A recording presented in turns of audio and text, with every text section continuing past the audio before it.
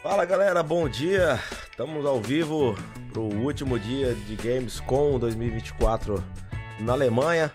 Bem-vinda galera aí que já tá na live, já não esqueça de deixar o like, você também que vai assistir essa live depois que vai estar gravada aqui também.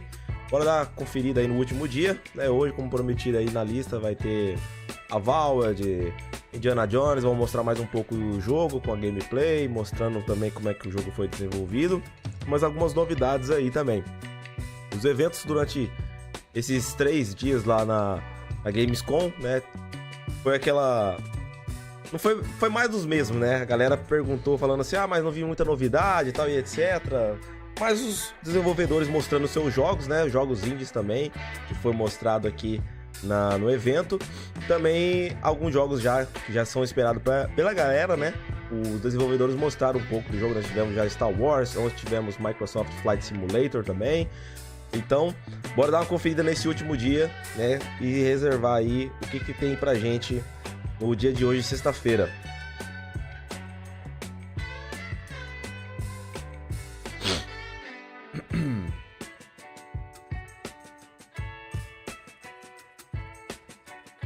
Vou colocar aqui, falta menos de 9 minutos, galera, pra começar já.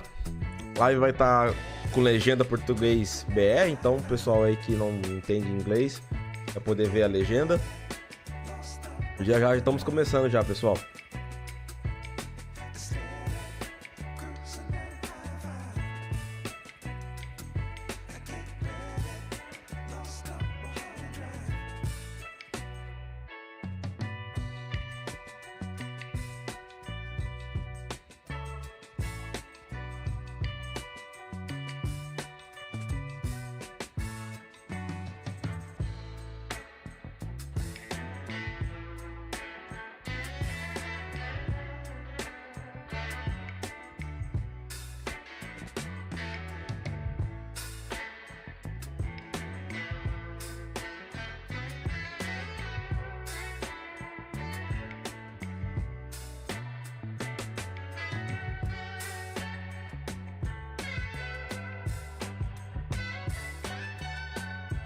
E hoje na lista aqui a gente dá uma olhada, tem o Indiana Jones, Avowed, Reira, History Untold, Sea of Thieves, deve ser alguma expansão do Sea of Thieves, provavelmente, que vão mostrar, ou alguma DLC.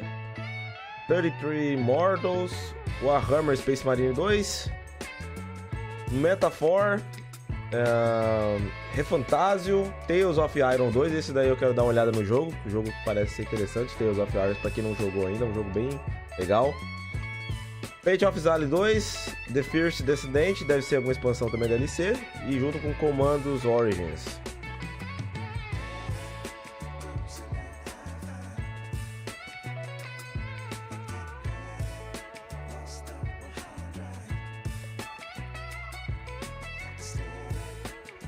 Daqui a pouco aí o pessoal já vai estar mostrando aí as novidades lá na Alemanha, lá, pessoal.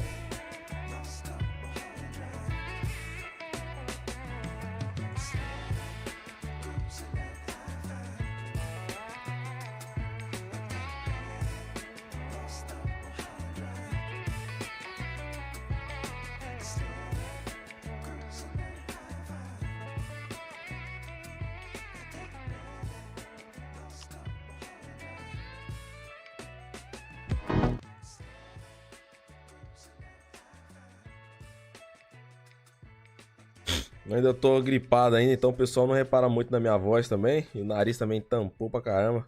Ainda tô melhorando ainda, pessoal.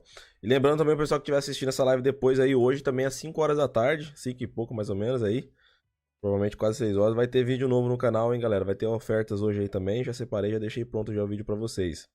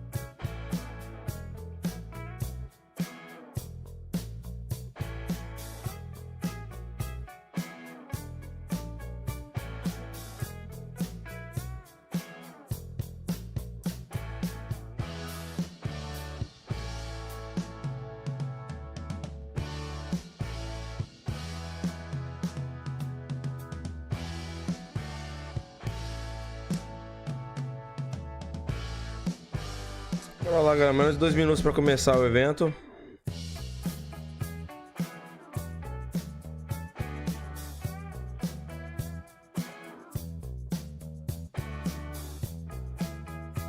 Fala aí, Victor. Beleza, velho?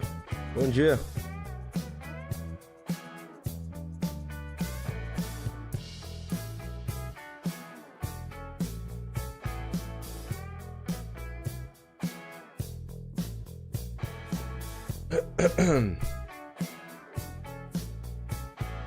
Tá tranquilo, meu velho?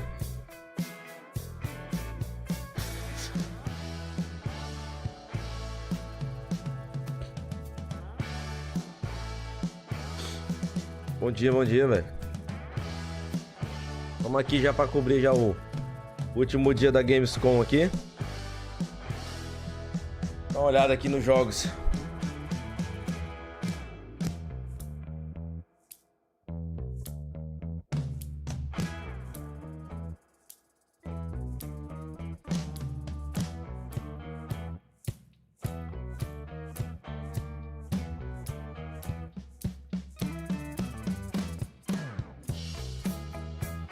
Como é que tá o áudio aí, Vitor? Tá bom aí o áudio da live? Fala pra mim, se tiver baixo aí eu aumento a minha voz aqui.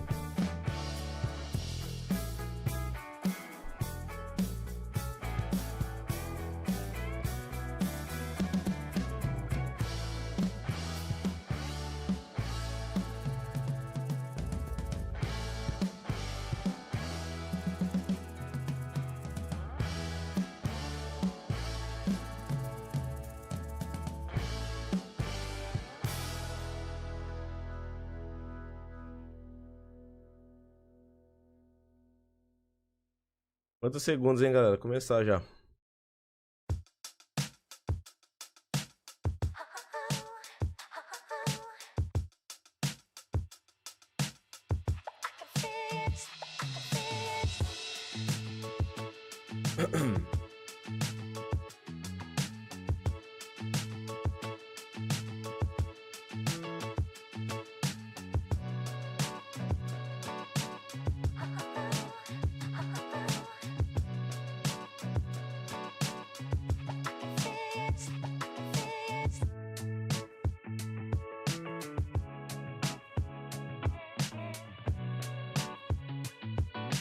Bora lá então, pessoal. Começar aqui.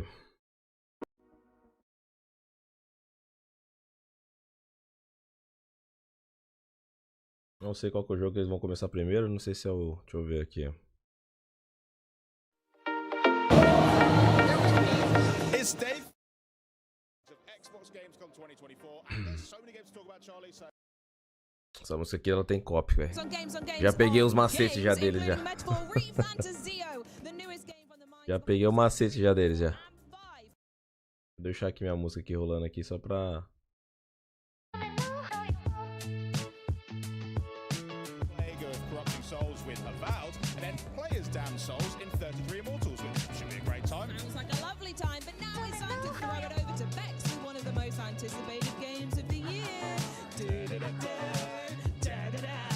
Indiana Jones.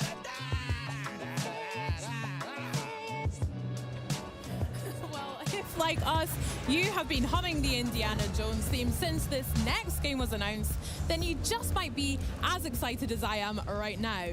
Here to reveal as much as I can possibly pry out of them about Indiana Jones and the Great Circle, please welcome Machine Games Design Director Jens R. Anderson and Creative Director Axel Torvenius. Hi guys, how are you? Hello, we're fine. Excited to be here. Yeah, I'm super excited to be here with you and talking about indie. Shall we dive into it? Please. First question I want to ask you guys. Obviously, this film franchise is incredibly iconic. And how did the game come about for you guys? Yeah, I mean, it is a bit surreal, right? We've been pinching ourselves throughout production. Is this happening? But it is, I promise. And so it all starts with, Todd Howard had been this, long-term vision and dream and ambition to do a new, interesting Indiana Jones game. He had the opportunity to pitch his core idea from a narrative point of view to Lucasfilm Games. They were also very excited about it.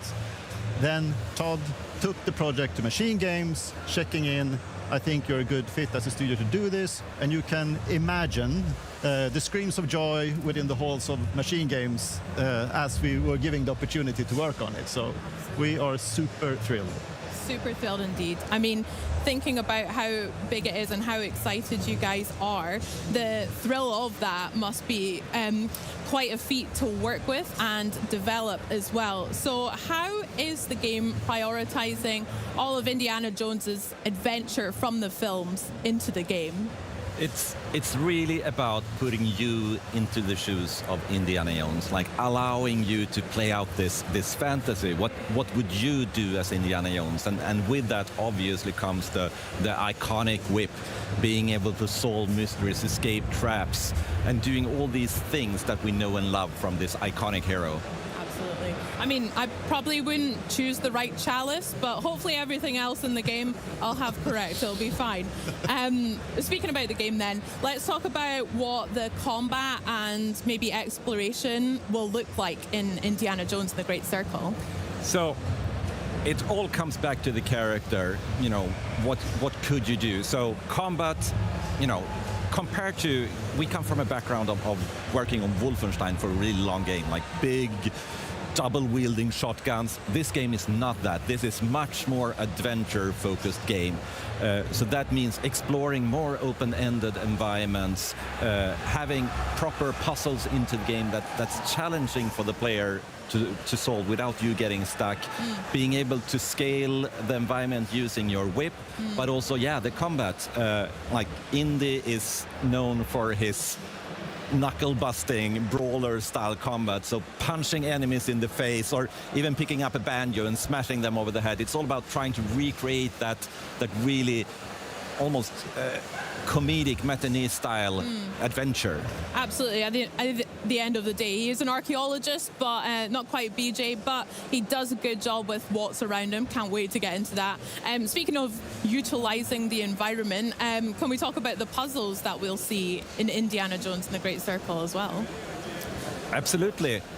This is one of the kind of new type of features that we haven't done so much about with before at Machine Games. So that was a really interesting challenge.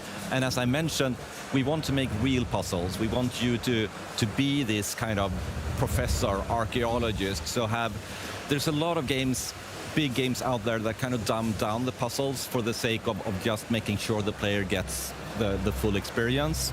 We have tried really hard to just make them exciting to explore and build all these systems, like we have the camera and the journal to help you through the puzzle. You get to investigate and discover, and if you still do get stuck, you have the camera, you can pick it up, you can snap a photo of the puzzle, and Indy will provide a little clue what you need to do. You can take another one if you get deeper, so you don't have to go off to YouTube to see the solution. Nice. It's also extremely important to try to hit the sweet spot of making sure that we have these complicated puzzles from a game mechanic point of view, but we also need to make sure that they feel like they fit within the environments, like it's an actual part of this ancient temple that you have discovered, that there's a contextual sense to it. So there's many different components, but we feel that we are in a very, very good sweet spot at the moment where it sits. I believe in you too. I can't wait to see them. You know, speaking about ancient temples and things, obviously we see a whole bunch of iconic and interesting locations that Indy gets to travel to across the films too. Whereabouts in the game will us players get to explore and discover? Yeah, so we have the base narrative and the core story is already, it makes sure that we put the player on a global adventure. We get to visit a lot of different locations. The reasoning behind some of these locations is a twofold reason. One is, of course, that it fits the narrative, the story that we want to tell.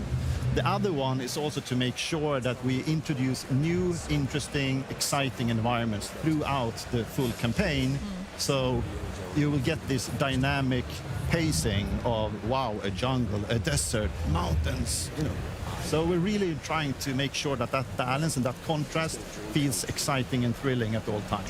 Yeah, that sounds great. I mean, a lot of us, I'm sure, me especially, I'm very excited to get my hands on that whip and take that out for a spin. Is there anything you want to share just now about whip wielding and how that can be used within the game too? It's such an important feature. Like it's iconic for the character. So from day one, it's been incredibly important to get right, and we've had super talented engineers and animators working really hard to get the feeling of it feeling right. Like there's a mix of simulation, physical simulation in there. There's a mix of animation that takes over that allows you to do all these things that we want to do. You can attach it to things in the environment, pull them, use it to scale walls. It's also a combat tool, so really being able to use primarily as an entry point to combat is a very good use of the whip. You can use it to disarm someone, so you can turn around and then use it to pull an enemy into a clinch, so you can punch them. It's a very versatile tool, and getting that to feel right has taken a lot of work. We have the audio part of it. We actually super important. Yeah. It's such an iconic part of Indiana Jones' character. So the amount of work from broad spectrum within the team that's been working on it and working hard to make sure that it is where it is today, it's been not an easy task. We even brought in experts, like we went to visit the Swedish Bullwhip champion and our audio team went there and rigged mics and everything so we could get the sound just right and see how it's actually being used. Oh gosh, that must have been quite the day. I love that. Can't wait for that part personally. So let's talk about what it was like working with Lucasfilm. Obviously, absolutely synonymous with Indiana Jones and a lot of amazing IPs. What can fans expect in terms of authenticity in your game? A lot. So speaking to the point of working together alongside with Lucasfilm Games has been extremely valuable and appreciated. We have been iterative basis with them, basically a weekly turn. We've been in contact with them. They are the experts of the IP, they are the experts of the franchise. So seeking their guidance sometimes and making sure that we are on the right path has been invaluable and a really good experience. And speaking to what fans can expect, there are two sides to that. For people that are fans of the franchise and fans of Indiana Jones, this is absolutely your fix. This is your Indiana Jones fix, right? But when it comes to, and it's might sound weird, there are people out there that do not know who Indiana Jones is. We are capturing them also, because at the heart and at the core of Indiana Jones and the franchise is a fantastic world of deep narrative and a great adventure. So there is something for everyone in there. Amazing. I can't wait. That sounds so good. Well, guys, I would love to know if there are any parts of the film that you also emulate in the game, or if you could maybe share us a little bit of Easter eggs if you have any. Well, it wouldn't be a proper Easter egg if we spoiled it ahead of launch, so you have to play it for yourself. But as Axel said, there's a wealth of indie trivia and lots of really cool things to discover in the game. So if you know type thing. You will not be disappointed if you're into that. Amazing. Well, guys, thank you so much for chatting with me today. Finally, last question. When can we get our hands on Indiana Jones and the Great Circle? December 9th. Okay, Christmas wish list sorted then. Very good and very nice. Jens, Axel, thank you so much. Enjoy the rest of your Gamescom. It's been such a pleasure chatting all things indie. I shall don my hat now as well. I think that's only right. And remember, you can pre-order your copy of Indiana Jones and the Great Circle ready for December 9th. Excitement has been building for this next RPG since it was announced back in 2016. Now, this brainchild of some of the minds behind the Persona series is nearly ready to launch. Enjoy this look at Metaphor Refantasio. Metaphor. Vamos ver aqui.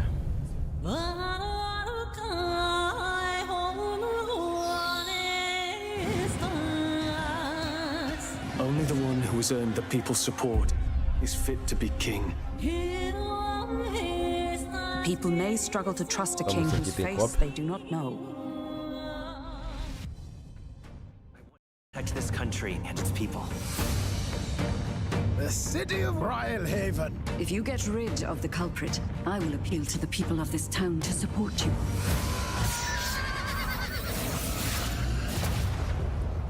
More public support, bigger face on the rock.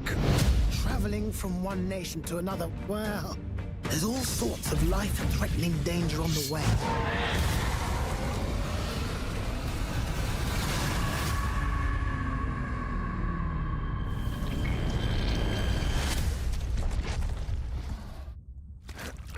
Can you smell it?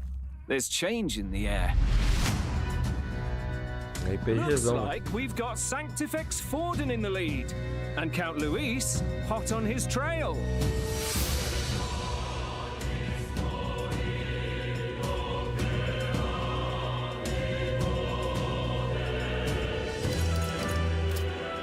You dreamt of utopia. You saw the tribes united as one.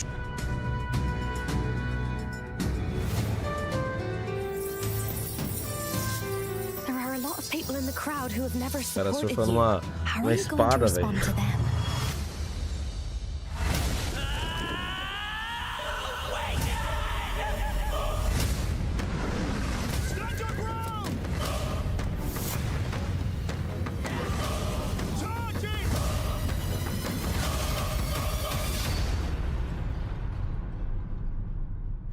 De outubro.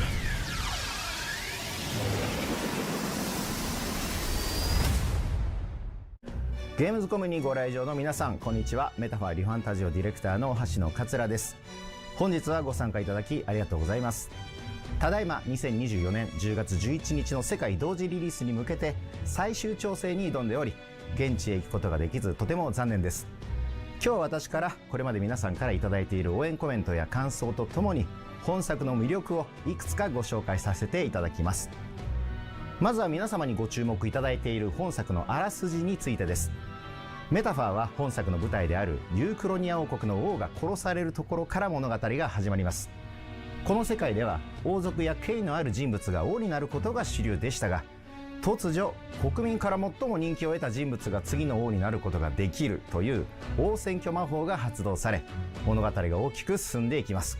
現代風に言えば選挙のようなものでしょうか。主人公は王を目指し旅をします。いろいろな場所に赴き、さまざまな人々と出会い成長を重ねます。もちろん主人公以外にもさまざまな種族の人物が立候補します。一番人気になれば誰でも王になれるわけですから、とんでもない公約を掲げる人も出てきますし、ユニークな戦いや騒動が繰り広げられることになります。選挙をめぐる物語をぜひゲームの中で体験してみてください。次にユーザーの皆様からは、主人公が王を目指す道中で楽しめる旅体験への高い関心を寄せていただいています。今作はさまざまな経験や出会いが主人公の王の資質を成長させます。どんな行動も無駄にはならず主人公の成長につながる、これは非常に重要なポイントです。凱旋車での移動の最中、仲間とチェスのようなゲームを楽しむこんな何気ない仲間との交流からも主人公は王に一歩近づくことになります。また舞台であるユークロニア王国のさまざまなロケーションにも多くのご注目をいただいています。旅の道中で訪れる街や雄大な自然では多彩なアクティビティを体験することができます。モンスター退治のサブクエストはもちろん、ある街ではクリフダイビングを楽しむことも可能です。メインストーリーを進めると後から開放されるアクティビティもありますので、プレイヤーの皆さんはぜひいろいろな場所を巡っていただけると嬉しいです。それらゲームの中での選択一つ一つが仲間たちとの絆を育み、主人公の成長につながります。どのような日々を過ごすのかはプレイヤーの皆さん次第です。さまざまな楽しみ方ができるようこだわって作っていますので、ぜひ楽しみにお待ちいただけると幸いです。そして予約購入をしていただくと冒険をより楽しむための豪華な特典がゲットできますので、ぜひ事前予約をしてください。最後に本作の特徴を一つお話しします。メタファーでは会話中プレイヤーが選んだ選択肢を主人公がボイス付きで喋ります。これは私がこれまでに作ってきたペルソナ5などの作品よりもさらに主人公に個性を与えたかったためです。プレイしていくうちに親近感と愛着が増していただけるようこだわって作りました。ぜひ新たな主人公を愛していただけると大変嬉しく思います。それでは Xbox チームにお戻しします。ありがとうございました。We've just heard from the developers. Now let's meet some of the voices of Metaphor Refantasio. Joining me now are Kristen Atherton and Stuart Clark. Thanks so much for joining us here at Gamescom. How are you finding it so far? Oh, mate, it's been overwhelming in the best possible way. Like, I've never been to an event like this, which it's like gaming theme park. Yeah. Do you know what I mean? Like every area is themed. I'm looking at the World of Warcraft section now, and it's just like, it looks like this themed attraction. People are queuing. They've got incredible rides. There's games. Like, I just want to go out and explore. Like, as soon as this is done, I just want to go and I want to find some cool things to go experience. I mean, you walk in for the first time and it's just, you almost want to just stand and take it in. It's just a spectacle. Yeah. And people walking around in costumes, you know, I want to stop every single person and go, you look incredible. Wait, you look incredible. It's such a wonderful atmosphere. We're having such a brilliant time. Yeah, it's one of the best things, just wandering around the booth, seeing all the games. But let's talk about your game, because both of you play some incredible characters, right, in the game. Stuart, do you want to start off with who you're playing and tell us about your character? I can totally start, yeah. Okay, so I play Leon Stroll, he is your first ally. He is your brother in arms, your ride or die, your main man, your special dude. I'm running out of ways to describe it, but he is like your first and foremost. Runs in very early. He is like a country noble who, basically, he's a man of the people. He's got this idealized version of what a noble should be, how a noble should act, how they should interact with the world, and it's an idealism that isn't always matched by the world that he exists within, and he butts up against that a lot. And I think it's so refreshing for him to find the protagonist and for them to share this kind of forged in fire experience early on, where they find that their ideals align and their motivations align, and he is able to join him as that first ally. Like, his mouth gets ahead of him sometimes. Yeah. He's forthright. He will if he doesn't like you, he'll tell you. And if there's a grudge, he's going to keep that grudge. But if you're on the right side of him, he is your best friend. It sounds like everyone needs a Stroll in their life. I think so. I think I agree. Kristen, what about your character? Well, if you need a Stroll, you certainly need a Hulkenberg. Iselin Hulkenberg is, she was a knight originally, and she was the bodyguard of the royal family, the prince, and she sort of carries this extraordinary sense of honor and of her duty to the royal family. And when we meet her, she has this enormous wound because she was not able to protect the royal family in their hour of need. And so when we meet her, you get a feeling of she needs to redeem herself. You know, she needs to prove that she is the great knight, the great warrior, and she has your back. She is front and center. You want Hulkenberg to be fighting your corner. She takes herself very, very seriously. She's maybe not the person you want to play a practical joke on, because she will not get it. However, you do want to go to a bar with her and eat some weird food, because she likes her weird food. Weird? What kind of weird food are we talking about? I mean, I don't want to drop any spoilers, but basically... Huge spoilers. Huge spoilers. Oh yeah. Hulkenberg's cuisine. Yeah. I don't want to ruin her maybe one joke of the entire game, but yeah, she will eat what pretty much no one else will eat. That is fair enough. It's pretty much me at Gamescom. I was just going like, oh, what have we got? Like, going around the town. Yeah. But one of the hardest things I find when with any prep for building these characters is, what are you given beforehand? Are you shown like images? Are you kind of given extra details so that when you're going to build this character, what's the approach for you? That's a good question. Yeah, it is a good question. Honestly, Benny, it can vary massively from project to project in terms of where you are in the recording process when the game's being developed. So it might be that you come in further along and there's so many assets. You can see full cutscenes. You're getting a full rendition of the world, or it can go completely the other way, and you're basically performing to an Excel spreadsheet, and everything is having to be conjured by your brain. I think with this one, it was sort of an in-betweeny stage where, when we started the project, there was very little. There was like nothing to go on. I remember Scott, the localization director, was sort of describing these things, describing humans, human monsters, and I was like, okay, yeah, right, I get it. Do you get that? Yeah, yes, Stu, yeah, I get it. I didn't really get it. But then the assets start coming in, and you start seeing these animatics, these cutscenes. There we go, there's one. And you start to see the scale. You start to understand, like, oh, wow, this is not what I pictured. These are not traditional monsters. This is not a traditional fantasy world. It's when the assets did start coming in, and especially when we started dubbing cutscenes and stuff like that, then I started to go, oh, this is different. This is like a different experience, fantasy-wise, to anything that I've done before.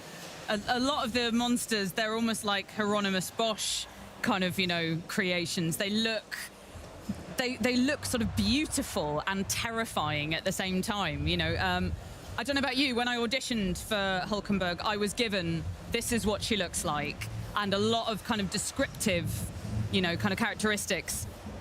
And very quickly, I look at that and go, well, I look nothing like that. So you have to really imagine, you have to pretend every time you're in the booth. One of my directions was, you've got a six-pack on, your armor is a six-pack.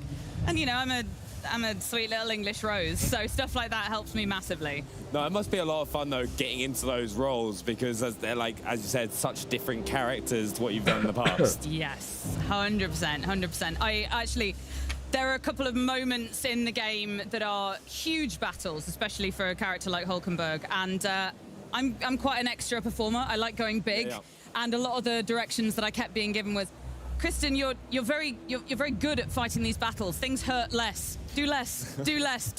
There are a couple of moments, again, I don't want to spoil, big dramatic moments where I was screaming, and the performance directors are going, Kristen, less. It's always said, though, it's better to go less than be like, oh, more. Because 100%. That's what one of the things I've always seen is, like, if you've got more, you can kind of like take that step back and kind of get what you are after. Yeah, good point. I didn't get any do less direction. So what I'm hearing is that Stroll feels every attack, and he feels it a lot. But Hulkenberg can like take it, and Stroll is like, oh gosh. Bad ass. Needs work. Also, with it like being a voice recording and going and voice work, when you're going into that and you're kind of prepping to do the recordings, because like even backstage we're doing like little warm-ups in the morning, like with like the whole Xbox team that are doing the hosting, like doing like red lorry, yellow lorry, green lorry, like bite my burger, all this like stupid stuff. Right, is there anything particularly you were doing to get yourself into the like kind of like mindset before recording, or like any prep? Okay, less of a vocal exercise, but I tell you what I did do throughout the recording process was that the studio was a little bit outside of London, so I always had a train journey to go. And I played through the entire of Xenoblade Chronicles 3 on my Switch, because it just got me in that kind of RPG mindset of like listening to other voice actors, enjoying what they're doing, feeling inspired, and getting me in that zone. So that was kind of my prep, was more of a mental prep of just like getting you into the world of like fantasy, JRPG, that kind of thing. I found that actually really, really helped me. Yeah. No. I like to listen to computer game soundtracks when I'm on my way. You know, it's very tempting. You're walking around, you know, South London, and you hear this epic music in your ears, and you're like, I am a warrior. Yes, all of you should fear me. And actually, as soon as you take the music out, you're like, I am not fearsome or scary. But yeah. Honestly, ele falou aí, tava aí no chat aí, você tá aí acompanhando ainda a live. E agora o pessoal tá mais falando aqui do Metaphor que So thank you so much for both of you coming and joining us. Mostraram um pouco dele, parecido com Persona, só que as batalhas deles a batalha do jogo é mais imersivo, né? Não é de turno não. So remember as well, the epic story of Metaphor ReFantazio unfolds when the game launches October 11th. So check Check out the pre-order. Eu comecei a piorar na terça, né? Segunda-feira eu comecei com gripe. Nariz tá todo tampado, velho. Nariz tá tampado. A garganta já começou a melhorar, mas o nariz tá todo fudido, velho. Mas tamo aqui, velho. Já gravei o vídeo, já subi lá o vídeo, vocês já viram já, né? Já soltei primeiro pra vocês lá já. Mas hoje tem vídeo aí. Tá fogo, cara. Tentei gravar essa semana aí, fazer vídeo, mas não consegui não, velho. Não tava conseguindo não, a garganta tava muito foda. On October 25th. Play some of the biggest games of the year and also unlock partner benefits from Riot Games and EA Play. Diminuir aqui. É o áudio da live que tava alto. Agora melhorou agora. So act now. But also, now we turn to a nutty puzzle platformer that trades acorns for ammunition. Eu diminuí aqui, que o pessoal não, como eu não tinha ninguém pra dar o retorno, daí eu não sabia se tava alto ou não. My name is Dan D'Entremont, game director for Squirrel with a Gun, the game where you play as the neighborhood's most obnoxious rodent, committing crimes and causing mayhem in pursuit of golden acorns. And I'm so excited to share a bit about what makes this nutty sandbox shooter and puzzle platformer so special. The core of Squirrel with a Gun is in its nutty sandbox gameplay. We had to make sure the gameplay was as crazy as the concept. You play as an unhinged animal as it wreaks havoc on the world around you as you explore and complete hidden objectives. You can be a nice squirrel and ask for snacks and pose for photos.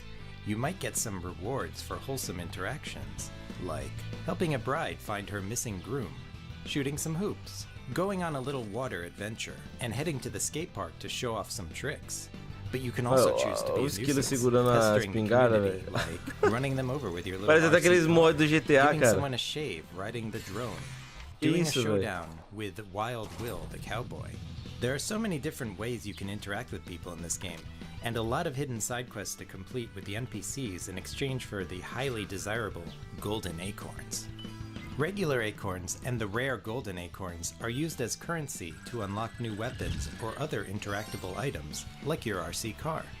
This game also has a lot of clever puzzle platforming.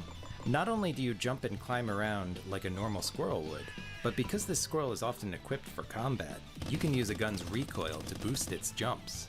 This feature is utilized in various ways based on which gun you are holding, Cara, que jogo and viagem, sometimes velho. you need a specific weapon to help you navigate a puzzle. For example, you wouldn't be able to get the acorn Segurando a on top of this espingarda, roof velho. without a shotgun to blast you up there. We had a lot of fun making each puzzle super unique. There's a minefield that you have to sneak through to get the rewards on the other side. The neighborhood itself has all sorts of backyard puzzles, like getting some air with bouncy umbrellas, or getting low in the crawl space maze. Some of them can get a little crazy. You can take to the sky on a bouncy castle, and head underwater to get some rewards. Oh, muita Let's take a viagem, velho. quick pause in the gameplay to show off some cosmetics we've been working on to style up our squirrel. My favorite outfit is the diving suit because it lets you explore a hidden underwater cave that you otherwise wouldn't have access to. A few of the cosmetics even have tactical effects. Wearing a bomb suit will reduce explosive damage, and the sparkler hat can light propane tanks on fire. And of course, you can't have a squirrel with a gun without the gun. Seguro na arma There's 7 é different weapons muito to unlock engraçado, in the velho. game, each with its own unique takedown and jump boost. You can learn more about them by watching our previous Arsenal trailer. Each one is a blast. I hope you learned a little something about how squirrels can wield weapons and cause chaos. And I can't wait for all of you to get your paws on this passion project of ours. Ah, esse aqui é o S.T.A.L.K.E.R What Gun. Caramba, velho, que jogo louco.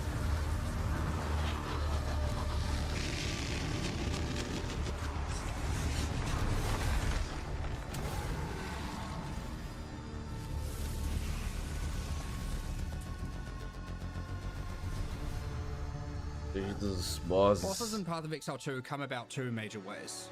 You obviously have the more traditional approach where you create a narrative and you design a boss around that narrative. No noose this time. I'll remove your head myself.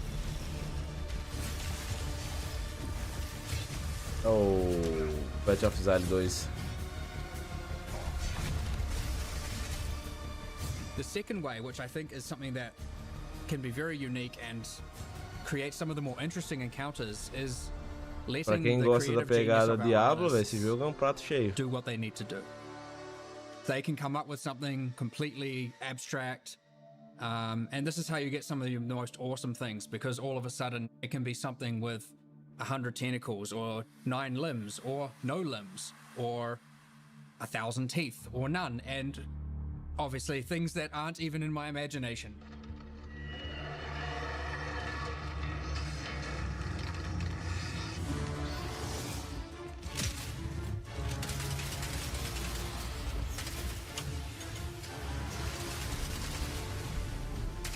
Fala, Hiro, beleza, cara? Bom dia. Well, a boss in Path of Exile 2 ultimately is the culmination of decades of experience, making hundreds, if not thousands, of bosses in its predecessor, taking all that knowledge together, and puts it in a package that delivers the best of what could possibly be of boss encounters in an action RPG environment with bosses that are utilizing Souls-like mechanics.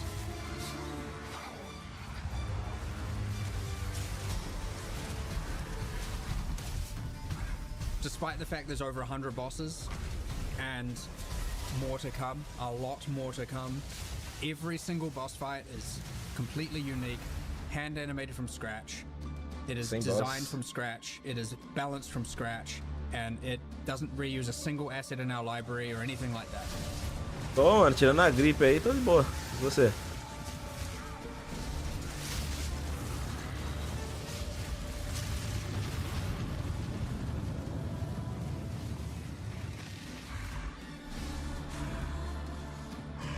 Salve, Song, beleza? Bom dia. Balancing boss fights in Path of Exile 2, especially compared to its predecessor, you have to, in a single attempt, reduce the boss from full life to 0 in order to then progress through. If a player cannot defeat them now, then they're stuck. Ah, tá um pouco, cara. Hoje chegou uma frente fria, né? Path of Exile bosses, mechanics, especially around Bom, aqui eu não sei aí, né? Mas aqui tá um pouco mais frio que ontem. We want to make sure that hitboxes are accurate, and of course, when something hits you, it feels like it hits you. It ultimately makes it feel that much more satisfying when you kill it, and you feel that much more pride when you are able to overcome something difficult, knowing that the game hasn't robbed you of this thing.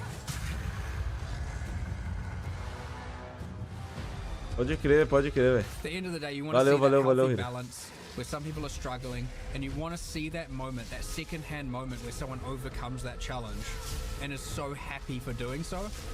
Caramba, velho, arco com raio.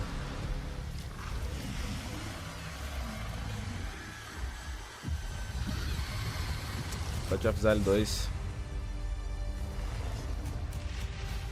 Ah, esse jogo aqui, pra quem gosta da pegada Diablo, cara, vai gostar bastante.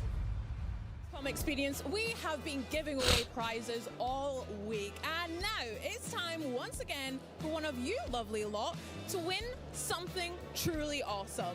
Problemão? Like music to your ears, then head over to twitch.tv/Xbox for your chance to win the Riffmaster wireless guitar. It's so perfect to play music like a true rock star in Fortnite Festival, and of course it's compatible on Fortnite Festival across agora pro Xbox, velho. Now head to chat and rock on. Diz o Guitar Hero. Podia reviver o Guitar Hero, né?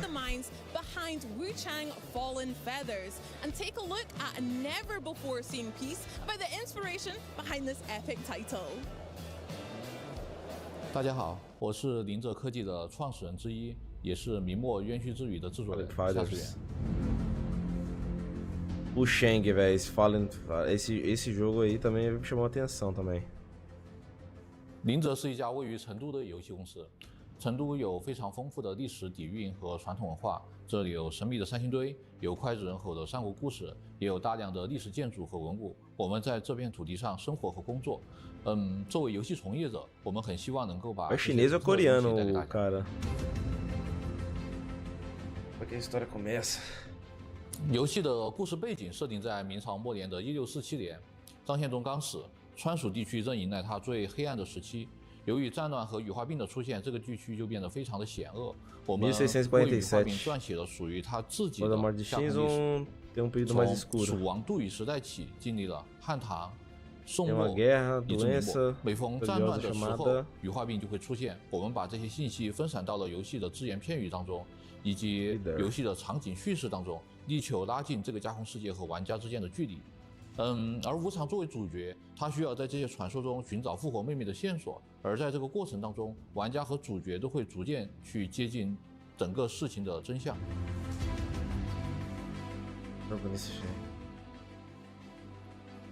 明朝末年在四川地区的战乱、瘟疫的混乱和这种破败的背景，其实和我们的游戏类型是极为契合的。我们希望把更多诸如胡金铨武侠电影的质感和这种黑暗的背景做结合，利用这种强烈的冲突去创造出独特的美术氛围。在这种美术的基调之上，我们就可以通过更多的非线性的关卡设计，或者说是包括一些垂直的关卡设计，去增强冲击力，然后去做更多的场景叙事，营造一种故事感，让玩家能够在体验游戏的时候沉浸其中，或者说是让玩家在游戏中每走的一步路都能够感觉到这个世界是活着的。当然，明末作为一款架空世界的游戏，我们依然希望能够给玩家呈现一个具有明末特色的游戏体验。为了实现这一点，玩家将在游戏中邂逅大量历史中存在的或大或小的人物，比如像张献忠及其4大义子，拉近玩家和传说之间的距离。通过这种大背景下人的抉择，去展现人性中的光明面，把更多关于传统武侠的概念的思考留给玩家。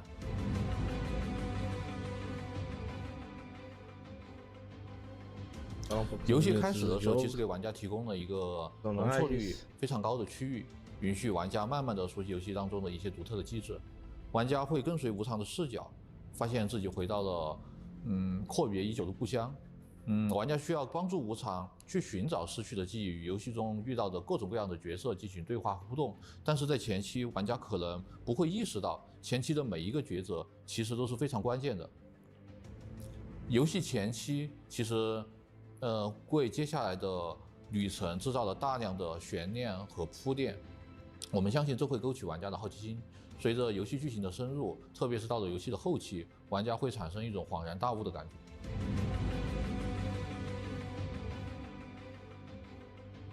实体扫描是一个非常好的方案，因为扫描技术可以把时间的痕迹很好的记录下来。四川还有周边地区存在着大量的明代古建筑以及少数民族的建筑和村落。我们为了去把属于那个时代的特征带给大家，大量使用了像激光扫描仪、相机、无人机等各种各样的设备，去获取物体表面复杂的几何信息，从而生成这些复杂的模型，让它们能够进到游戏当中。这样的话，玩家就能够在游戏中行走在这些过去的时间当中了。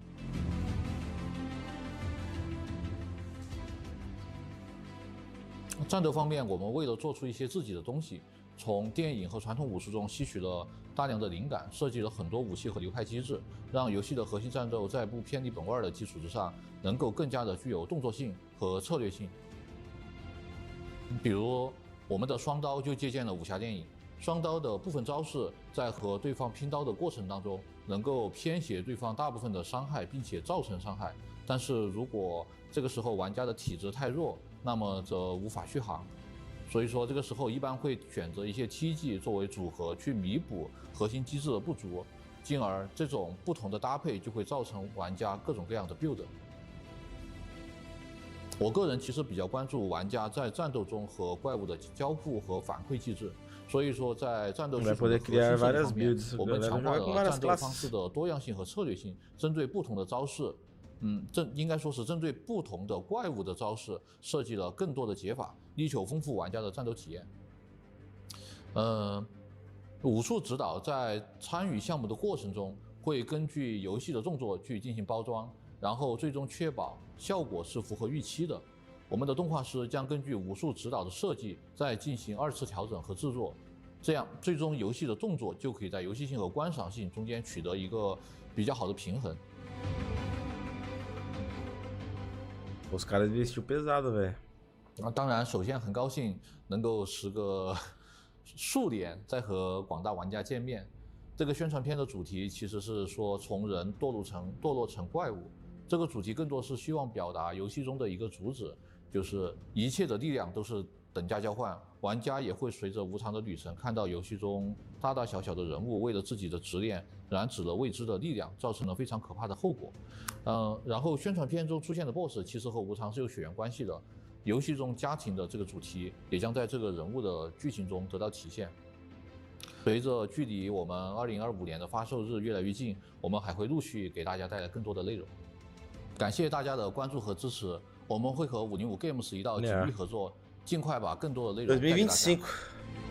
Esse jogo aí chamou atenção também, velho.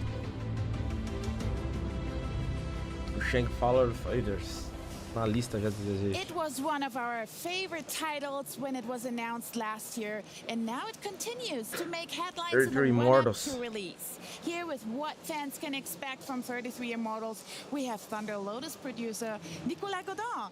Bienvenue à la Gamescom. Ah, merci. Ça va très bien. Thank you very much. Gamescom is awesome. Your booth is awesome. It's very impressive. And you actually were here last year with 33 Immortals on our Gamescom stage. Yes. But yeah, it's been a year, it's been a minute. Could you give us a refresher on the ABCs? I'll give you a little recap. So 33 Immortals is a co-op action roguelike game where you join the fight with 33 players with you. And then the goal is to fight Galera que tá chegando na live, não esqueça de deixar o like, hein, pessoal. Like epic bosses. Esse jogo também vai ser divertido também, cara. Pick up and raid, it's how we call it, the pick up and raid vibe, where we want to give this raid accessible take for players, like low key, low effort. You just join in and you fight all together. And Phil Spencer is a fan. We know that. We are very happy to mention that Phil was our first community member since he played last year.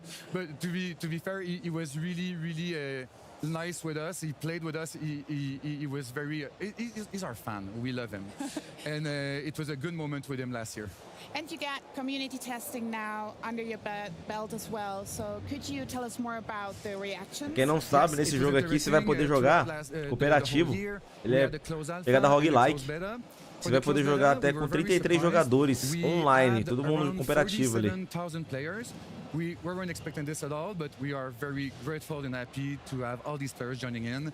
And it was nice because we also had a survey in it, and we asked them, would you recommend that game? You know, this classic, would you recommend it? And we were very happy to hear that 94% of them would recommend it. So for us, it was clearly a big success. Congratulations on that. Thank you. And those community testings can be very revealing. So what did you learn about that for your game, and how does your team evolve things before release? Yeah, indeed, we learned a lot. First of all, we confirmed that our core game mechanic is working very well. The fact of playing with 32 players as a big group in the world, at boss fight, it was a good success. People appreciated all the co-op mechanics. The boss fight, again, they were very appreciated. And also, it's something very TLG-like, is that we know we have gorgeous art, like gorgeous animation, gorgeous art everywhere. It's really our... I'll say our like tagline. Eu imagino isso daí jogar com 33 pessoas dentro de uma sala. Nossa, velho. It was very good. Imagina a loucura que vai ser. Because we needed feedback, obviously. And we know that we have to still work on the combat. The combat is such a big thing in our game. We want to make it more snappy. We're also going to work on some like tutorials at the beginning to make it more clear for players. We want to work also again on some communication features we have in game. We'll pimp them up to make sure that people have all the tools to communicate with each other very easily. And the last of it is also all about the difficulty. We want to make sure that every player will be able to jump in and enjoy the game with the right difficulty level. Right now, it was a bit too difficult.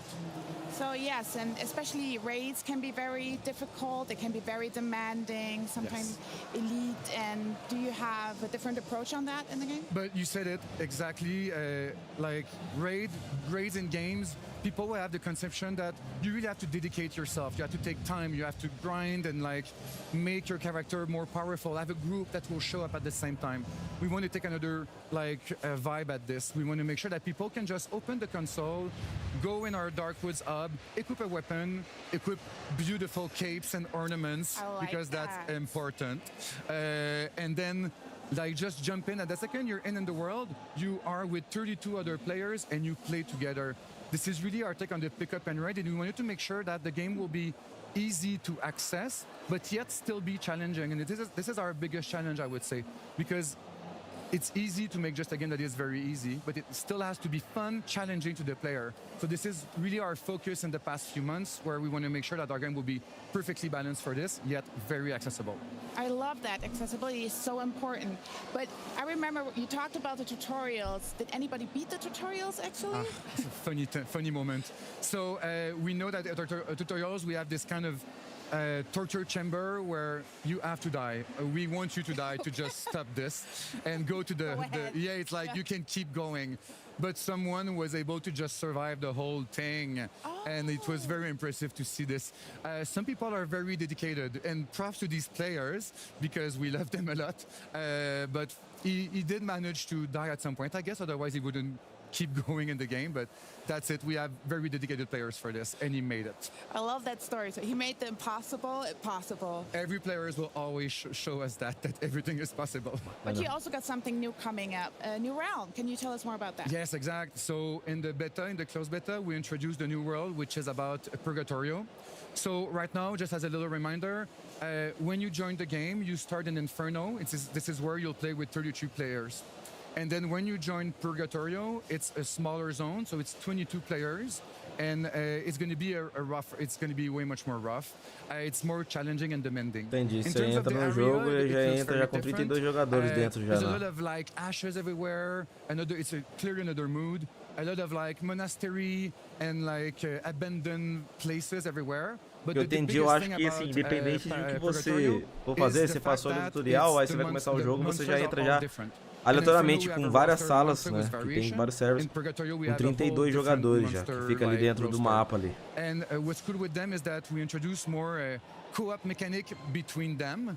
So we have monsters that are able to eat each other. So they can be a pain sometimes in some fights. They have some that can slow players down. They have some that can make other monsters invulnerable for a short time. So we wanted to challenge the player differently to make sure that they will use all the roles of the different weapons in an efficient way and just challenge them in a different way with the other world. So a lot of diversity, a lot to explore and watch out for, definitely. Yes, exact. And by the way, please know that they are support, but they will still hurt you because yes, it's about dying again. I see what the whole thing is about your game. We're very sorry. We talked about the beta moments ago. Will some of those insiders see evolution in the game? Yes, and what's nice is that when you play a zone, you have access to a big boss fight at the end. Inferno was a Lucifer boss fight, which was very exciting. And for Purgatorio, we go with an Adam and Eve fight in the Garden of Eden. We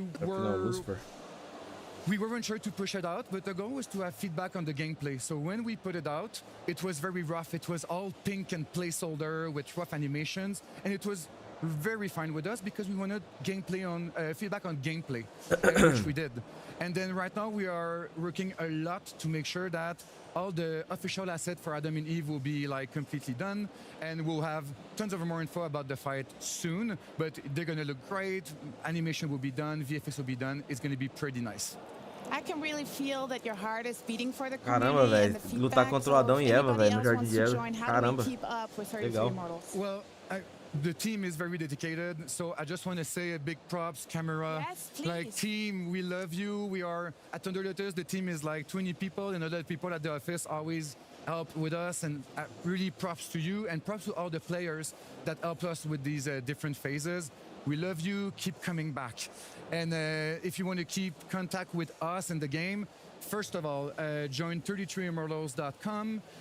Follow us to have news on newsletter and the different phases that will come in. And also, we also started Xbox Insider playtest on this weekend. It's going to start right now. So for those who are on the Insider ring, please join the fight and have fun with us.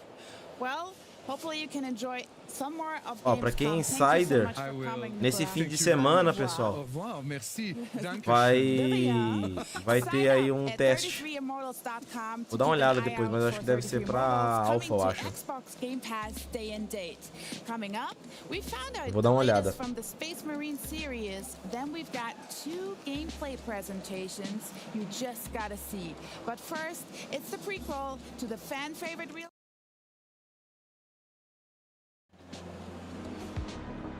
Welcome back, everybody, to the Xbox booth. Over 50 titles and experiences means this booth is huge. Yeah, so huge that we had to do a part 2 of our tour. So why don't you show everybody Towerborn, and I'll go find out what else is on the booth. Come on, join me. This is Towerborn, a 4-player co-op game you can enjoy Calma, here moleque, at the jogando ali booth. Towerborn. So make sure to bring some friends with you, because there are gonna be some amazing boss battles as well. Make sure to check this out. By the way, where's Henry at? Over here, our fans get to experience Microsoft Flight Simulator like a proper pilot. We've got the yoke, we've got the rudder set up. From personal experience, this is definitely the way to play it. And we also brought along World Update 18 and a brand new plane for them to check out. Looks sick. No Xbox Gamescom without Forza Horizon. And we got a new day one announcement with Hide and Seek. Fans at the booth can already play this new mode. And they can also check the latest Nike collab. Fans at home can play the latest mode on September 10th. Over here is the perfect opportunity for fans of Fallout 76 or that recent TV show to grab a great snap in front of this iconic vault door. But follow me inside because I've got something to show you. Now, the Skyline Valley update's been available for a little bit of time, but here at Gamescom is their first chance to playtest the upcoming update, Milepost Zero. Welcome to the Here to Help Accessibility Desk. We are dedicated to have you all play. Whether or not tô mostrando todo o estúdio lá que tem lá pra galera lá. We have wheelchair accessible ramps and also stuff to set up the Xbox adaptive set. We have the World of Warcraft booth with a great VR wheelchair experience, so make sure to check this out. We have great audio descriptive tours as well. We also show you the new joysticks and make sure to check out and maybe customize your own thumbsticks. Over here we've got the Avowed theater experience, which is really cool because our fans get a VIP walkthrough of some never before seen gameplay. Right after that they can also cast some spells and whatever they're doing. Are you ready for the pirate party experience? Then check out the Sea of Thieves at Gamescom. We have a chicken present. You can win some loot. A música aqui acho que ela tem copyright. To control an ever-evolving nation, then Ara History Untold is your game. Fans can choose between different historical figures. You can build and explore, but choose wisely, because this world is yours now. Understandably, this next section is so popular, I couldn't even get too close to it. We've got the first Starfield expansion, Shattered Space, right next to the first Indiana Jones game since 2011, all wrapped up into one beautiful theater experience for our fans to see. There's a lot for them to check out behind those walls. Xbox is all about the fans, and at this community hub you can get up close and personal with your favorite games and even some of the voices of your favorite characters. So make sure to check the schedule, enjoy and have fun at the booth. And no Gamescom would be complete without some swag, and our gear shop has got everything you could ever want across so many of our different franchises. We've got stuff for Fallout, Diablo, World of Warcraft, Call of Duty. I'm going to go fill my bags up and we'll just see what the rest of the show has in store for us. Comandos. Vou dar uma olhada no Commands Origin.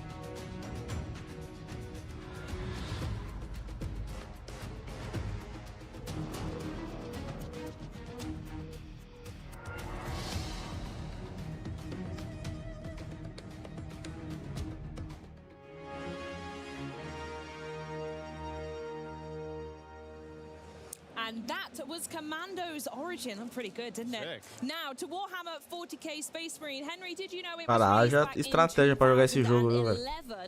Now, 13 years E later, tempo também, né? Space Marine 2 is nearly ready to make landfall. Here with more, please welcome Saber Interactive's Chief Creative Officer, it's Tim Willits. How you doing, Tim? Thank you for having me. Are you having a good Gamescom so far? This has been a great Gamescom, and the reception on the game has been great. Amazing, wonderful. We got some questions for you. You got the first one in your love. Yeah, I'd like to know, because this is a follow-up to the game that released back then, and knowing that there's quite a following to the Space Marine universe. I mean, the game itself, that the IP that the franchise is based on, has been ongoing for many years. Yeah. What's it like working with a team like Games Workshop to bring something like that to life? Nice. Yes, it's been a great honor for us to work with Games Workshop and to also work on the in the Warhammer 40,000 universe.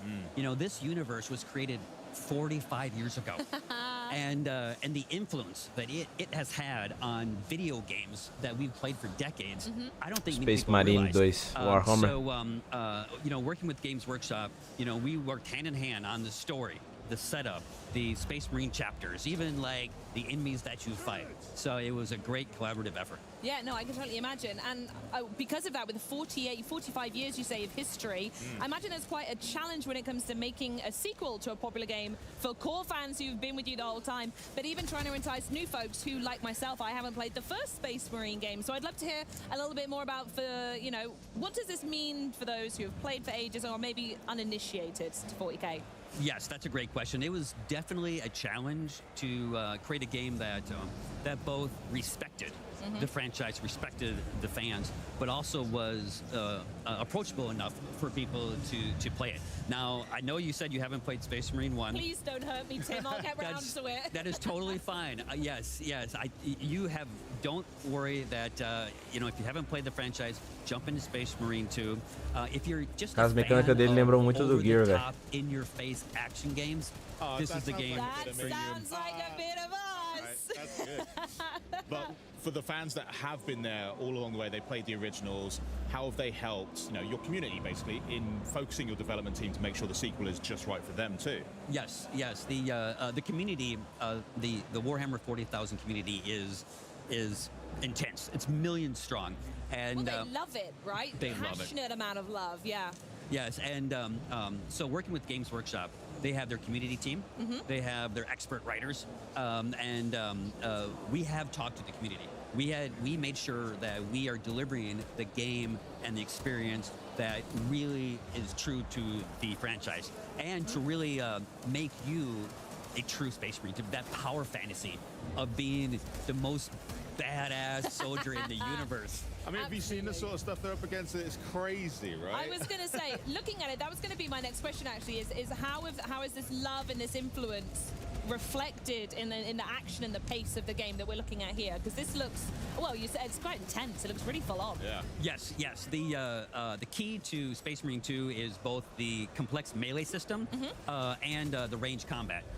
You know, one of the things that you will see is, you know, Titus has to use everything in his arsenal, from blocks to hits to dodges to grabs to glory kills. Nice. It's really a very visceral, intense, and in your face. Yeah, absolutely. It looks so good. So do all of them have different kind of that up-close melee ability that we just saw as well? I know there are multiple folks you can play. Yes. Yeah. So one of the great things about the game is we have a campaign where you play as Titus, and he has 2 squad mates whom the computer can play them or your buddies can play with you. Oh, fun, okay. Yes, and then we have a PvE campaign where you can play as your own Space Marine. Mano, muito pegada aqui, né? Customize your Space Marine, you can be the chapter that you want, you know, you can upgrade. That's great. And then that also leads to PvP.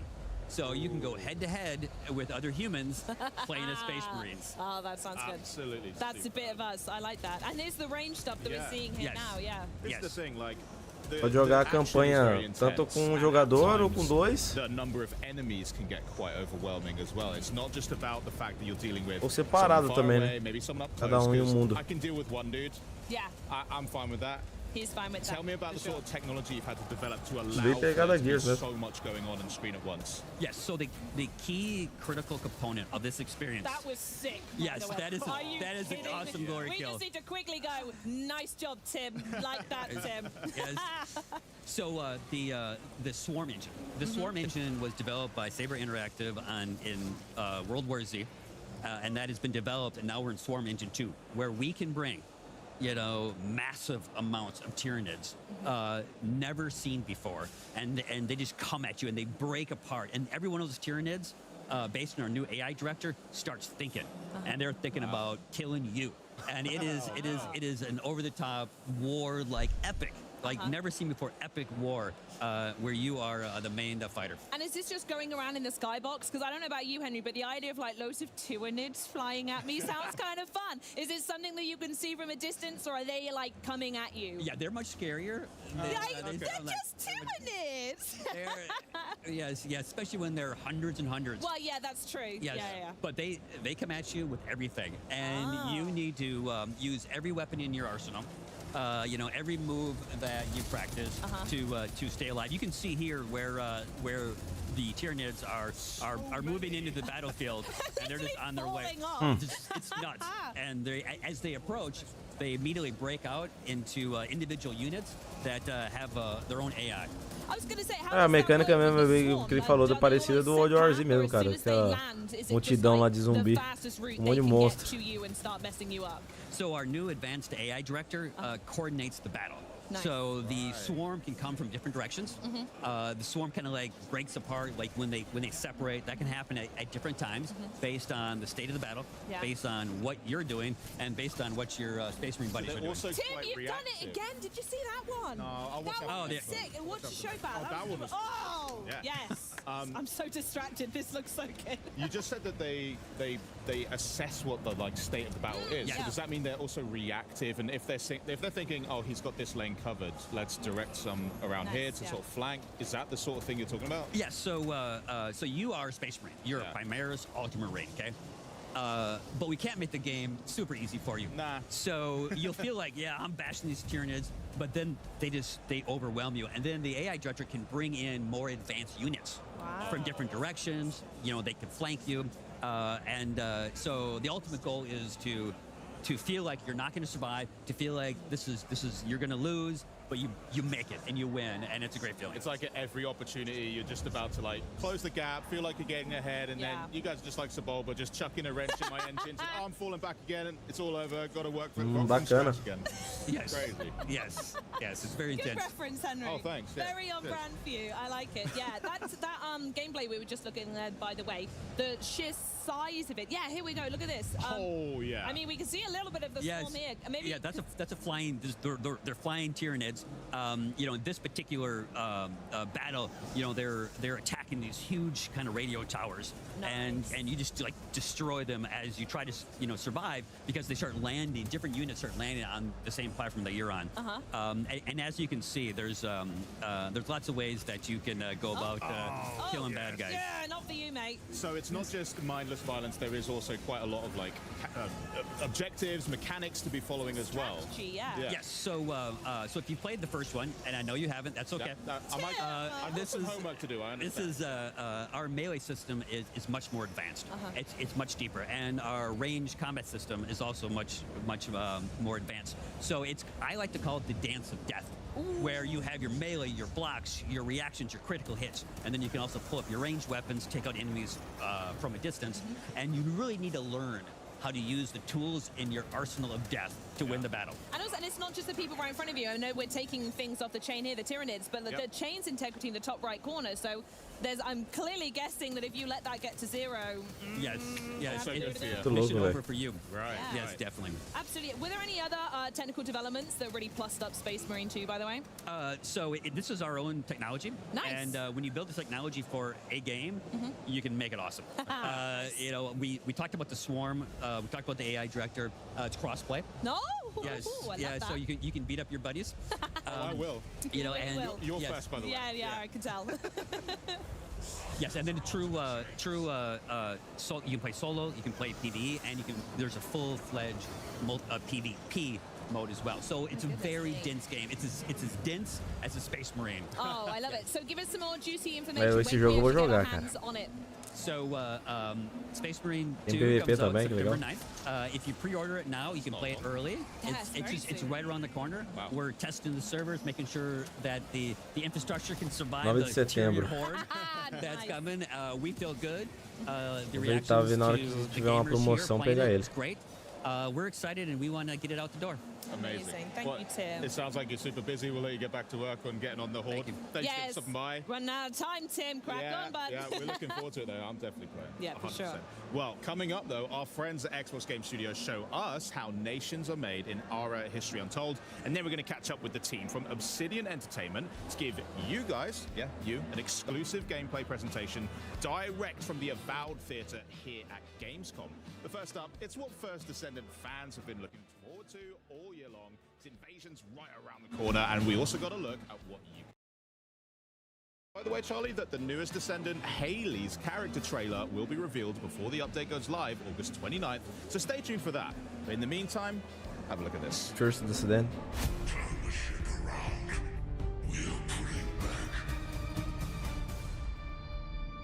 We managed to fend off our enemy's large-scale attack, but the war is far from over.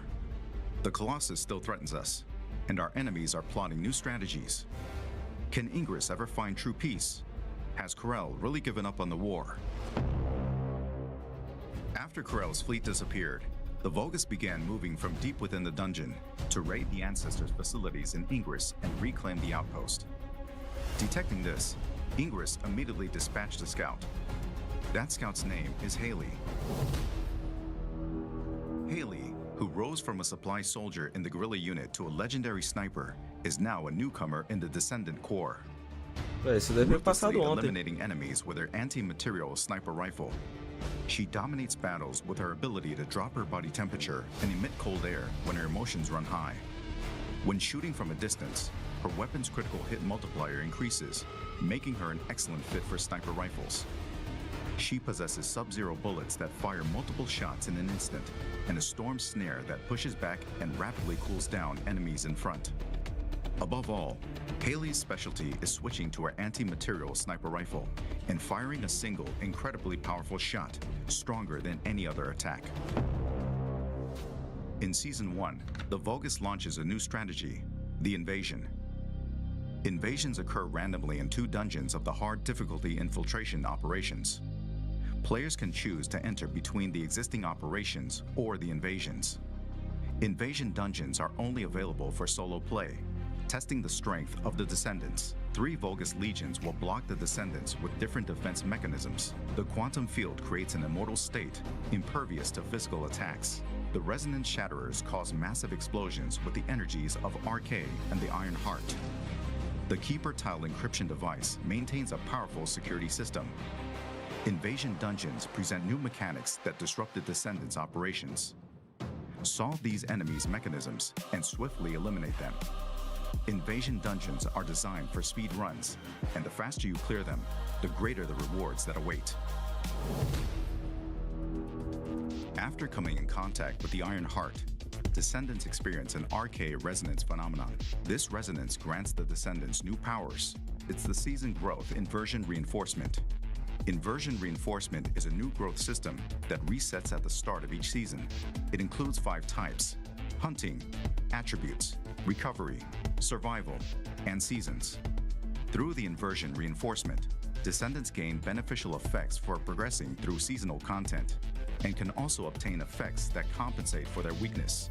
Each season, we plan to tailor and replace the inversion reinforcement effects, providing effects that perfectly fit the seasonal content.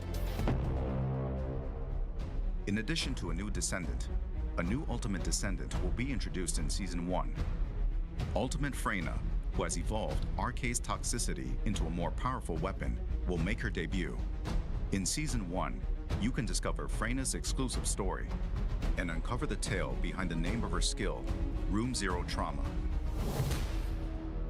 Excava is an assault rifle with powerful versatility. It can be obtained through the Battle Pass and is also available as a free reward. Excava charges voltage when attacking enemies and has a unique effect of firing the charged voltage as an energy grenade. It is a versatile weapon that combines the inherent versatility of an assault rifle with a powerful shot. Frost Watcher is a scout rifle that can be farmed through the Season 1 content. When hitting enemies from long range, it reduces chill resistance and enhances the damage of one's chill skills, making it a perfect fit for Viessa and Haley. If you've prepared a new Descendant, ultimate weapon, and inversion growth, it is now time to face the most powerful Colossus, Deathstalker. Deathstalker lurks in the darkness of the void, targeting the life of Descendants. It is stronger than any Colossus encountered so far. Fala, Glauber, bom dia, cara. Beleza? We must once again venture into the void, unravel the mysteries within the darkness. Acordou agora, irmão? Sacanagem, tá brincando. The first Descendants first season begins on August 29th with Haley, a new Descendant, Ultimate Freyna, and the new Ultimate Weapons. New episodes, dungeon content, and void intercept battles await you in Albion, Descendants. The First Descendant, Season 1 Invasion. Play for free. 9 de agosto, primeira. The One. Avowed.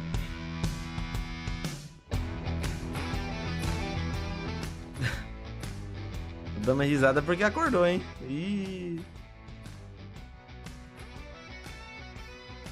Tá de folga hoje, irmão?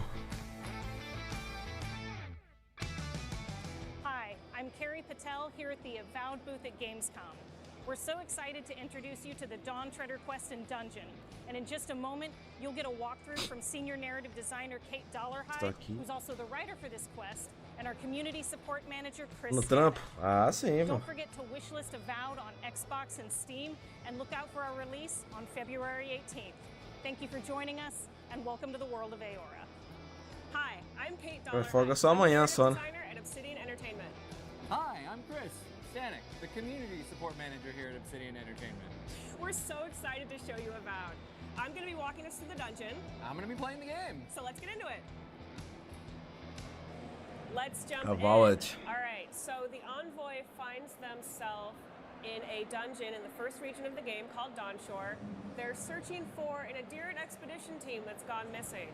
The expedition team was here looking for a holy relic that is supposedly in the keeping of the Oracle of Aethys, a man named Sargemus. And the expedition team hasn't shown up for the last few days, so let's check in with Sargemus and see if he knows what happened to them. I'm sure he knew something. Maybe. Maybe. Tem que usar máscara. Quem, você? I had feared I was the last of Oi, você tá falando. But you... Oh, the very sight of you is a balm for the soul. I am the Oracle Sargemus, servant of the once shining god, he whose light has lately dimmed.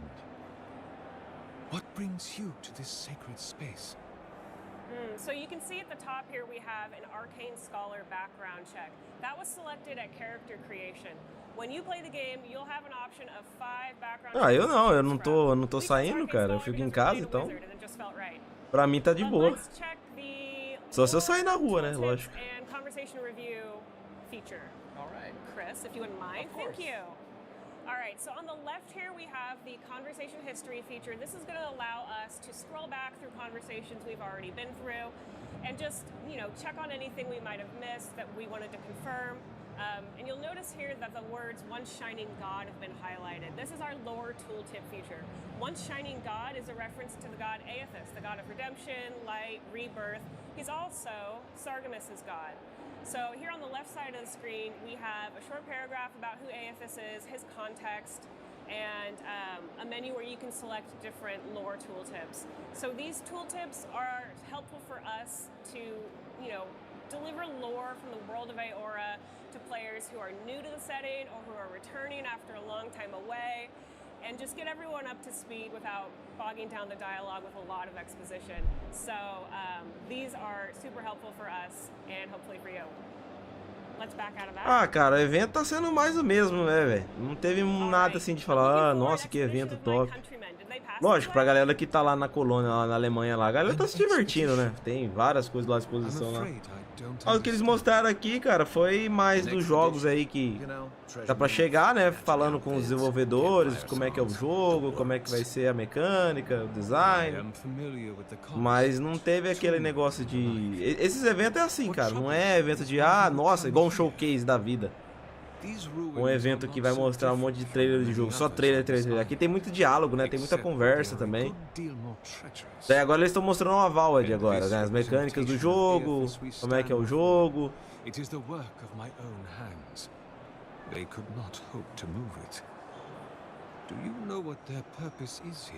Mas aqui, um dos jogos que eles mostraram, do jogo que me chamou bem a atenção foi o Space Marine 2. Esse daí eu vou tentar fazer uma força pra ver se eu consigo jogar esse jogo. Pegar, o ruim tá o preço dele, tá muito salgado, cara, agora pra pegar.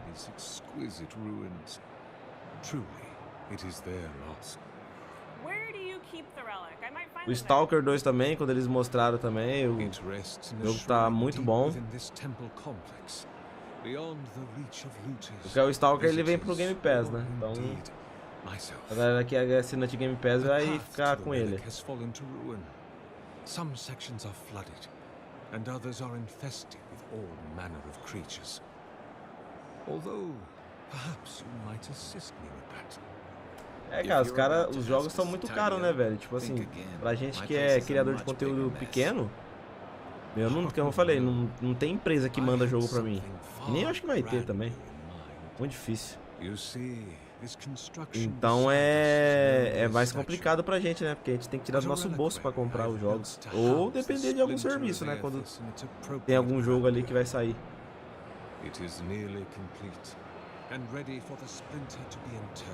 A galera ficou me perguntando, falando, ah, você não vai jogar o Black Myth, cara? Eu falei, pô, eu até queria, mas as contas falam mais alto, né, galera? Então, tipo, não dá pra... Ou eu escolho, ou eu fico sem pagar luz, sem internet, sem nada.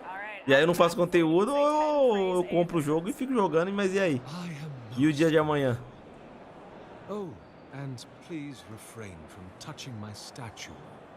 Não, fica puxado demais. Não dá. May light illuminate your path, cousin. All right, so Sargon has had quite a lot to say there, but essentially he was saying that he didn't see the expedition team that we're looking for, but if they're looking for the relic, that might be where they are. And it just so happens that he also needs this relic to complete his statue here. His beautiful statue. He worked really, really hard on it. He has. He's put a lot of stuff on that. It's like when my son makes things out of popsicles. It is giving Lego. You made me lose my train of thought. Ali o jogo parece pra mim tá em 30 FPS, cara. Tá em 30 FPS. Quem estiver jogando, tá jogando no Series X ainda. Let's look at these breakable boards. It's got a sword symbol there. Can we get the sword out? Yeah. Leave those be. Ah, cara, mas depende muito das empresas, os caras não mandam não, velho. Dependendo do canal também, do jeito do conteúdo. Teve uma empresa aí que os caras não quiseram mandar não, velho. Porque falou do canal, questão do Eneba, etc. Aí os caras não gostam. So we've designed Avowed with a lot of vertical space in mind to make use of our parkour system. So it always pays when you're exploring. So have a look around and always look up. You never know what you'll find. Like this chest.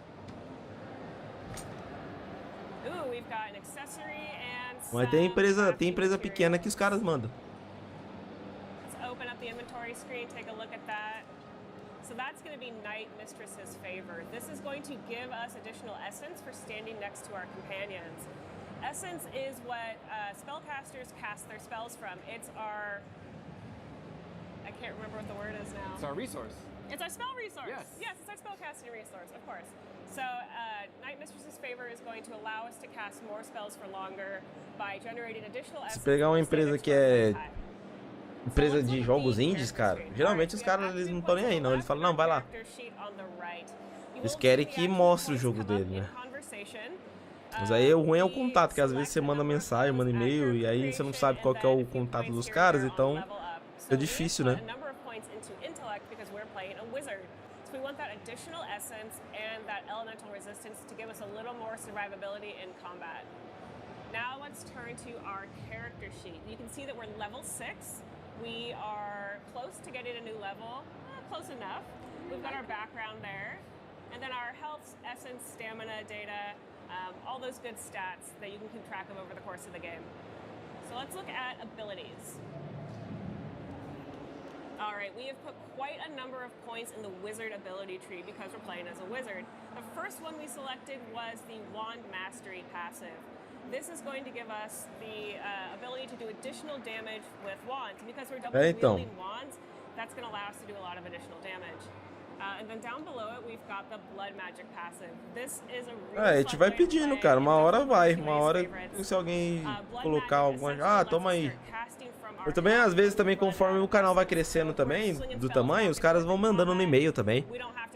Eles veem o acesso do canal, vê o tamanho, aí eles falam, cara, vou mandar pra esse cara aqui. Aí eles vão lá e mandam e-mail, sabe? Let's look at Grimoire Mastery. All right, Grimoire Mastery does a number of things. First, it lets us use higher level spells as we upgrade the ability.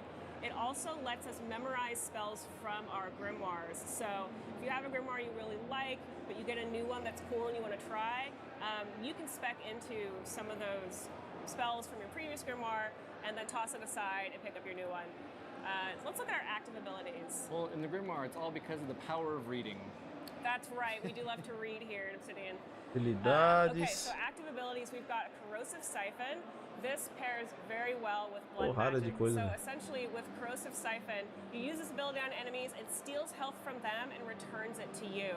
As a Blood Mage, this means that I can cast more spells for longer, and I don't have to worry about dying in combat. We're not gonna die. Never. You've never died while doing this. I haven't, and I don't plan on it. I'm unkillable. I'm offended that it was even brought up. I'm sorry. I won't bring it up again. Our other active here is Arcane Veil. E você, o... tá jogando algum jogo ultimamente ou não? We're wearing light armor. We want to be light. We want to be nimble, move around the battlefield quickly. But that also means we're opened up to a lot of additional damage. Arcane Veil is going to help us catch some of that damage and not take it ourselves. And then down here we've got Bristling Frost. This is a spell we learned from our grimoire. Bristling Frost is going to create a ring of frost on the ground at your feet, and it's going to deal accumulated freeze damage to any melee units that come and get up in your business. They're going to try. They're not going to make it though. No, you won't let them. That's right. You're just that good. Well, let's not go crazy, because what's going to happen is I'm going to die so many times just now because of this. It's hubris. This is the curse. And now that we've said it never happens. Oh, it's totally going to happen. Yeah.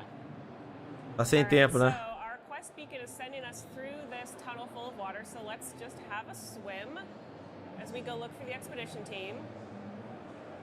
All right, it looks like we're coming into Sargemus's old workshop. We've got some Audra there attached to some wires. Ah, pode crer, Rodrigo. A number of animancy, like, devices around. Yeah, so Audra is molecada joga mesmo, cara. Pillars of Eternity, where the E tem uma porrada de jogo lá no Game Pass lá, daí não, vou jogar um Roblox. flies into the nearest Audra pillar and then goes deep into the earth to re-enter Pode crer, Rodrigo. reincarnation. Sounds like a lot of work. But can you argue with the results? No, you're right. All right, so it looks like Ah, we've puxado, got a velho. godless sigil here. Não, ainda você tá com gás ainda, velho. Chega 10h30 ainda. E ainda jogar, cara. There in the back. So the essence Se generator chegar esse horário aí já tá podre já, cara. godless sigil, but let's see what's actually Ontem mesmo eu acho que era o que, umas... Não, apesar que ontem foi de metade porque eu tive que subir o vídeo lá. Falando nisso, vocês viram os vídeos? Vocês viram o vídeo lá ou não? Mandei lá já pro pessoal lá, mas então eu não sei quem que assistiu não. Eu sei que tem uma galera lá que assistiu já, mas eu não sei quem que viu.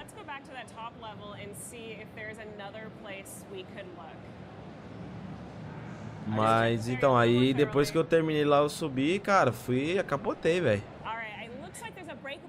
A gripe me derrubou de jeito. A garganta já começou a melhorar, mas o meu nariz tá tudo tampado, não tô sentindo nada. Ah, pode crer, igual. Here we have an essence generator. This is going to unlock that gate. You can see that it has a electricity symbol on it, so that means we need something with electricity to turn the generator on. For us, that's going to be an electric lily seed, a electricity spell, or if you have a companion with you who uses electricity, you could use their ability too. For us, we're going to need an electric lily seed, so why don't we get that equipped? I finally feel like I'm on a cooking show where something's pre-cooked. You're like, and here's the chicken. And here's the switch. Yes. You did it. All right, so the generator is Gente running. elétrica pra ligar as paradas, velho. Ooh, we've got an accessory and some crafty materials. Let's pop open the inventory. Eu mandei ontem. Band of Transcendent Foi Suffering. 1h da manhã, eu acho, se não me engano. 1h e pouco. Take 10% Aí eu fui dormir aquele horário lá. A little risk, a little reward. Aproveitei ontem, fiquei editando e tal e já adiantei já hoje já pra ficar mais tranquilo. Não é que essa semana eu não consegui postar nada, cara. Não consegui fazer nada por causa da gripe. Aí caiu bastante, cara, a monetização.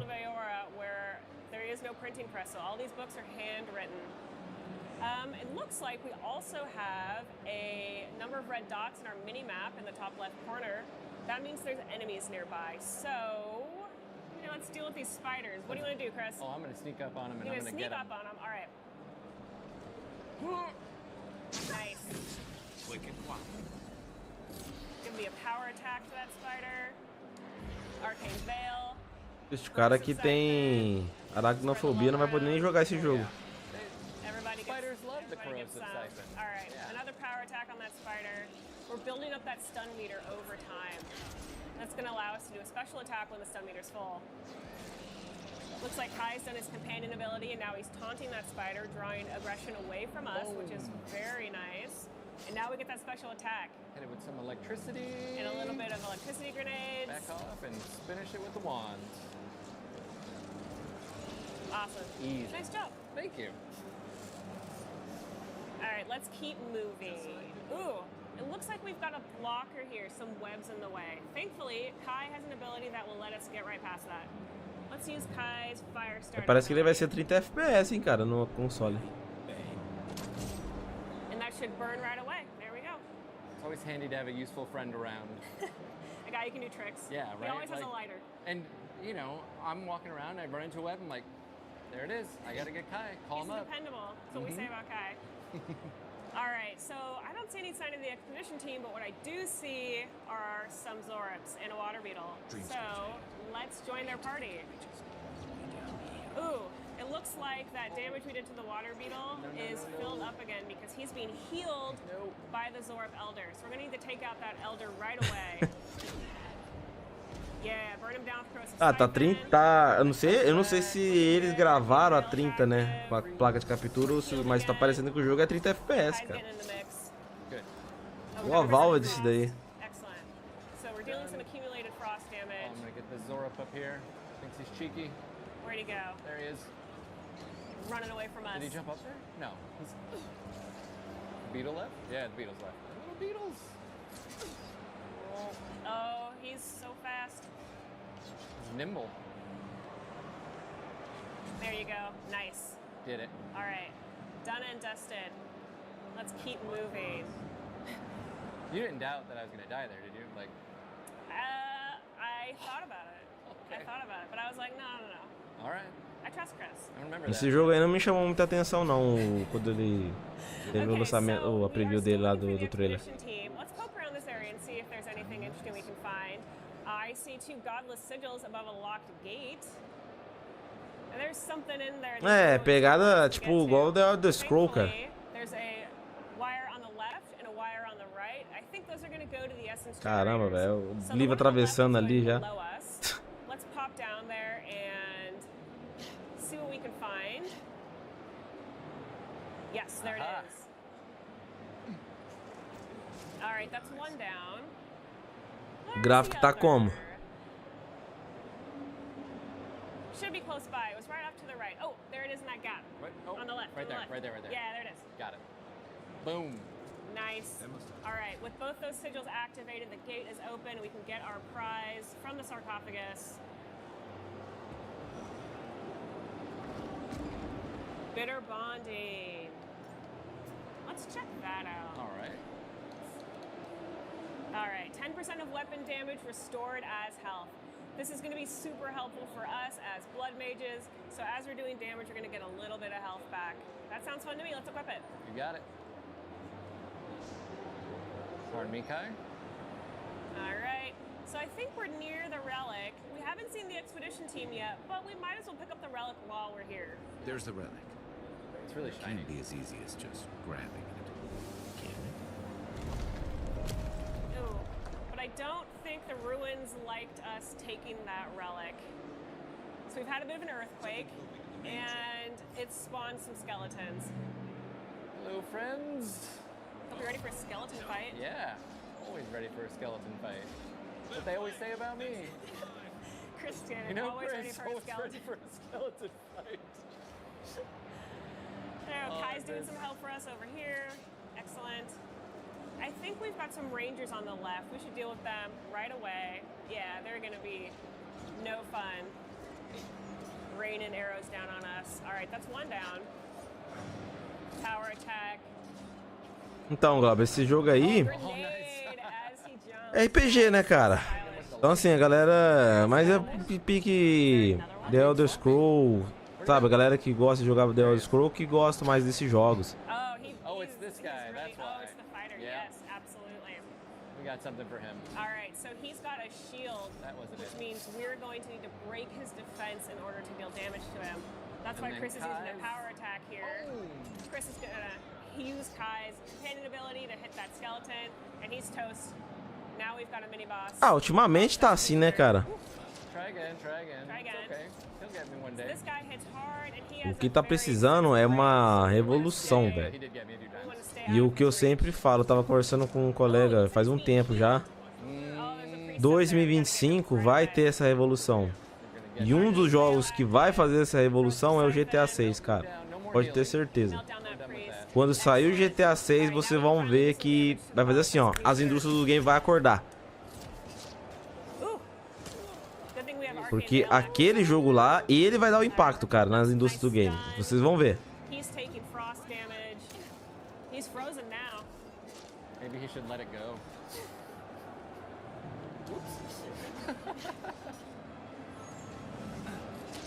All right. Ooh. Maybe Kai wants to get in on this too.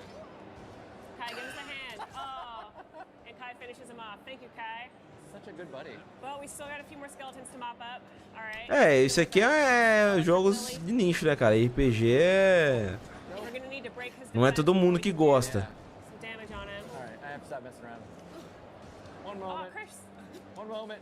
There you go. For Get us that to health back. Oh, it didn't work. I got potions. All right. Where are Resort they into a at? They're potion. over here. I can't believe it. I know, it's the first time all day too. All right, there's Tem the um outro que eu tô esperando. Esse jogo aí parece que vai ser bom, cara. Eu mandei até o trailer dele esses dias lá no grupo, lá, o Crimson Desert. Esse jogo aí vai ser... Tem tudo pra ser um bom jogo, cara. Pelos trailers, o jogo tá muito bacana. Yes. Bristling Frost does it again. All right, Kai, I need some help. Thank you. Thankfully, And Kai's here. Ele é mundo aberto, cara. E aí tem uns elementos assim meio de Assassin's Creed com... So we built up that stun meter. RPG, cara. O jogo, assim, muito top, velho. I was a little worried. That's everybody. All right, I was a little worried. Okay. Okay, it looks like the fight is through, so we can keep going. Ooh, it looks like that earthquake caused some roots to grow, and this Só que ele é em terceira pessoa, né? Esse daqui é em primeira. Our quest has also updated there on the left side of the screen. Now we have a few new objectives. At this point, we have a few options. We can go back to town. Não, jogão. Depois eu te mando o trailer lá pra você ver. O jogo vai ser... Caramba, velho. Pelo trailer, tá prometendo. Tipo assim, o trailer é uma coisa, né? Agora o jogo é outro. Mas era a trailer do gameplay, né? Então... A galera tá hypando bastante aquele jogo lá. It's that little circle inside the larger minimap circle. That means there's something more to find in this area, so we maybe need to look around. Hey, I see a purple crack in the floor. There it is. What's that? Yeah, what's that? Let's crouch down through this sneak through ivy. I bet there's something back here. Ooh, a hole in the floor. Perfect. Kai does not like the vibes. Oh. É, né? Eu também. Eu gosto de jogo em terceira pessoa. Eu não ligo pra jogar em primeira pessoa. Eu jogo de boa. Né? Como Cyberpunk. e outros jogos aí, mas tipo assim, é que em terceira pessoa te dá uma imersão maior, né? Well, we found the expedition. Looks like they've only been dead a few hours. But how did they get in here? They can't have come the same way we did. We swam here. What's stranger is there's not a scratch on them. No sign. Ah, mas a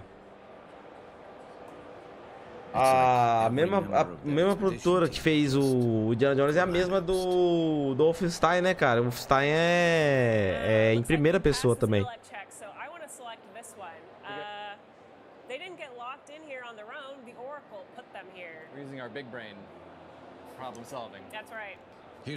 Quando ia sair o trailer dele, eu já esperava já que ele ia ser em primeira pessoa. Could he be building a giant animat? I've heard of those, but I've never seen one. They're suits of armor brought to life by bound souls, right? The Oracle couldn't have put the expedition's souls in the statue of Aethys, right? Let's go ask him. You're gonna do the crack? Try. Aí, os elementão de RPG aí, ó, Glauber. Pra você escolher, pra você fazer as decisões. The Oracle has planned for that relic, and for us, it can't be good, Envoy. Aethys Uma is história, né, a narrativa ali, tudo associated certinho. with Eora's bloodiest wars, and he recently killed thousands of people in Deadfire. Now we have a piece of him, and we're about to face a maniac who wants it desperately. Tread carefully. O Delta Força também é outro jogo que eu tô esperando, cara. Jogão, velho. O bom é assim, se você quiser jogar a campanha, você vai ter que comprar, né? Mas a parte do multiplayer vai ser de graça, né? Galera, eu fiz a inscrição lá, mas não consegui a chave, cara. Eu queria ter trazido ele pro canal pra mostrar pra galera. Eu achei legal porque, tipo, misturou muito, velho. Ele pegou o elemento do Battlefield com um elemento de COD e juntou os dois, sabe? O jogo tá muito legal, cara. A imersão do multiplayer, nossa, bastante jogador no mapa. O jogo tá legal. A campanha dele parece que vai ter legal também. Pelo trailer que eu vi. Do you carry the splinter of Aethys? I found the bodies of the expedition team in your workshop. Did you kill them? I did not expect you to be so thorough in your explorations. Nevertheless, I am impressed. As to whether I killed them, well, that is a matter of semantics. Does death occur the moment the heart ceases beating, or when the soul is broken upon the wheel? In one sense, then they are quite dead. In another, they remain very much alive. In either case, they have entered a state of change, and the impetus was mine. Let's see. It looks like we passed this perception check. You're gonna put their souls in your statue, aren't you? Yes. You and you alone see my purpose clearly. You see, I have given them the opportunity to be part of something larger than themselves. With your help, I shall give them a new commission. To prosecute the redemption of a god. How do you expect to redeem Aethys? Do you carry the relic I asked you to collect? I do carry it. We do. Excellent. The relic you have retrieved was stolen from Aethys' body. He is bound to it, or it to him. And before the events at Ukaizo, he would speak to me through it. He speaks to me no longer, but I believe he resonates with the splinter yet, as I do. O Black Myth, pô, velho, jogão, cara. E as gameplay dele. O jogo tá. A Game Science, né, que é a produtora dele, cara. Desenvolvedora, né, do jogo. Muito bom, cara. Jogo muito bom mesmo. Pegaram elementos de Sekiro com pegada de Souls, cara. E tem hora que lembra também um pouco de God, também God of War. É o mesmo hack slash com Souls, com Sekiro. Os caras juntaram todos os elementos ali. O jogo é muito bom, cara. Ele é linear, né? A galera tava falando, vai ser mundo aberto. Não, ele é linear. Mas as batalhas, boss fights que tem, cara, é um jogo muito desafiante. As batalhas bem elaboradas. Precisa de estratégia ali pra você passar. É um jogo que dá trabalho, não é um jogo fácil, não. Mas eu tô achando o jogo muito top, cara. Pelas gameplays que eu acompanhei nos canais aí, né, que eu vi no YouTube, um jogo muito bom, cara. Com certeza eu jogaria tranquilo. Jogaria tranquilo.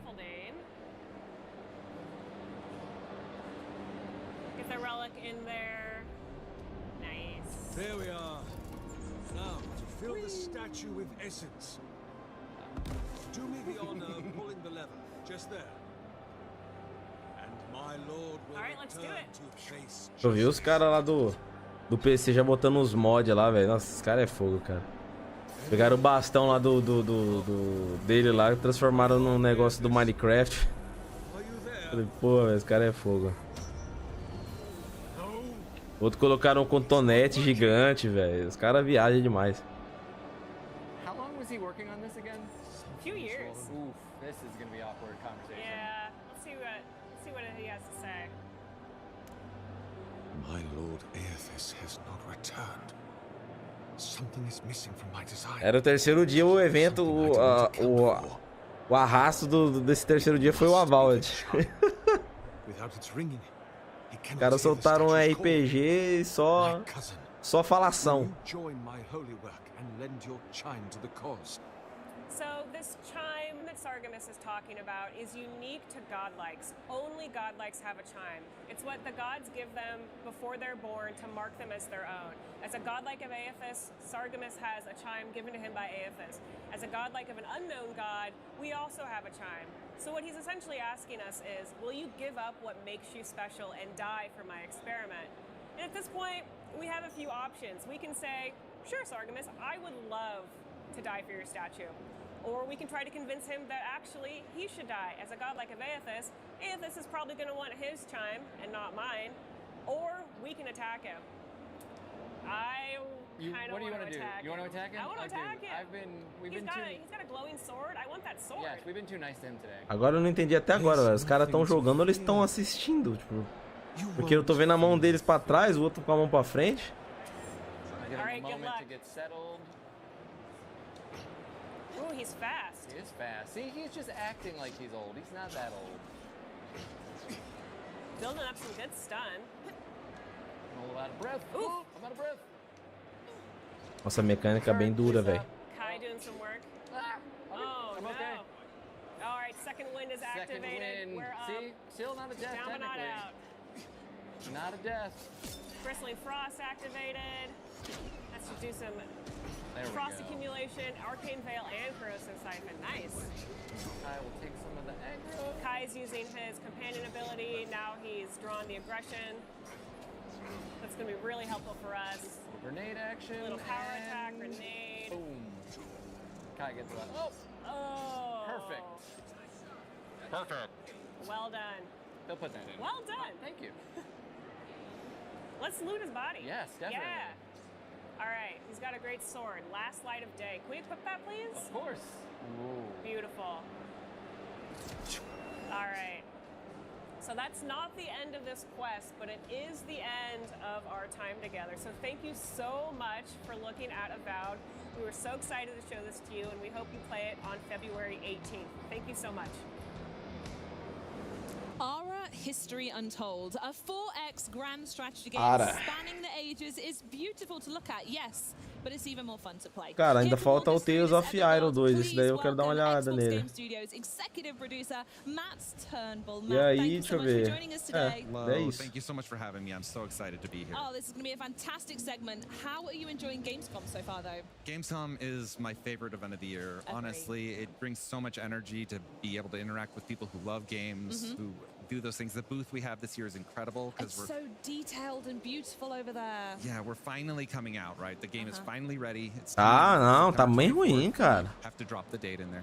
Mecânica dura. Parecia que o jogo era um alpha, velho. Tá louco. Se lançar daquele jeito ali, vai flopar, velho. Muito. Bom, pelo menos aqui no Brasil, velho. Eu não conheço ninguém que vai jogar. Feel like they could become a leader. 100%. Well, we're going to do exactly that now. I cannot wait to see this live gameplay demo we're going to do. So I'm going to let you just kick things off, get us into the game. Mecânica bem dura, cara, sabe? Tipo assim, sei lá. I'll get a little bit nosy. Anytime. You're always welcome. Thank you, Matt. All right. So as you probably know, Our History Untold is a historical grand strategy game. It bears a lot of DNA from E as texturas pipocando, velho. and some of the other genres around, you know, historical. Deprimente, né, velho? Foda, cara. Daí depois os caras depois não gostam de ser zoados. Acho que vai passar pano. Não passa pano não, velho. Dê só lenha. Grand strategy, turn-based, is new territory. And luckily, we have this incredible partner, Oxide Games, that has a tremendous amount of experience. People who have worked on almost every great strategy game you've ever heard of or played. And they are such an incredible partner, and we're so excited that we get to help them bring this game to life. Oh, stunning. Okay, so as usual, our first question when we enter a game is, what are we going to be? Who are we? Yes, so right now you can see I've got Shaka Zulu here as the head of the Zulu Empire. He has all these different interesting abilities. We have 10 leaders here at Gamescom. Now, when the game launches, we'll have over 30 leaders available to play from. Wow. But we only brought 10 with us to Gamescom this year. So you can fit in the suitcase, I get it, yeah. Exactly. Just gonna make room. So right now, I think for today, though, I will play Nefertiti. Lovely, okay. Why Nefertiti? What's the choice there? So if you look at her different abilities here, you can see things like farms and their upgrades provide additional food per turn. She gets big bonuses if she's next to rivers, as kind of a reference to the work on the Nile. And then as sort of a person who is very famous for being a royal wife and a queen that pushed the religion of the worship of the A10, the sun, she had this opportunity to have these awesome religious abilities. So when you found a religion with her, it spreads faster and you're able to move it more. And in those early eras, it can be very, very powerful and a really strong source of prestige, which are the points you need to win the game. Interesting. Okay, let's crack on with Nefertiti then. And here we go. This is my favorite bit, map building. What do you suggest we go for today? Well, we've kind of pre-set up a map that we think will be a good show for us. We've got 8 nations on the map. We have average sea level. You can change everything in the game from the temperature, the humidity. The humidity, wow. Even the axial tilt. And so this is one of my favorites because when you imagine, you know, the Earth, you know exactly how it's tilted to the sun, right? So pretend that it was like a planet that was more tilted. In that case, the map it would generate would have a much hotter area, a much colder area, a broader cold area, depending. So it generates all of those things based off of that. Now, you get a deterministic seed, which is basically a number that you could put in. And as long as you have the same options and the same seed, it'll generate the same map, which means that if you fall in love with a map, I fall in love with a map, we can share it. Oh, I love that. Okay, awesome. And what was the size of the map we went on here? Because I know, especially when we call this a grand strategy game and referring to some of the other games you've mentioned already, map size and scale and detail is so important. So A, what are we doing today? And B, what options do you have there? Yeah, so honestly, the game has a number of different map options. At its largest map size, you can fit up to 36 nations on there, all at once. And thanks to the power of simultaneous turns, which is one of the unique innovations in ARA, the players are able to all take their action within the time term, whatever the time limit is you set in multiplayer and in a single player as long as you want. And then you submit the turn and all the actions resolve simultaneously. And it goes, okay, interesting. And so you can play with 36 players and it's totally functional. Doesn't feel like it wouldn't really work to play 36 players one at a time and over time at a time. Yeah, with a cup of tea, like, come on, lads. I would take off for a while, you know, and then come back and it still wouldn't be my turn. Absolutely. So what's this exposition that we just got at the beginning of? And also Act 1 is an interesting thing to read.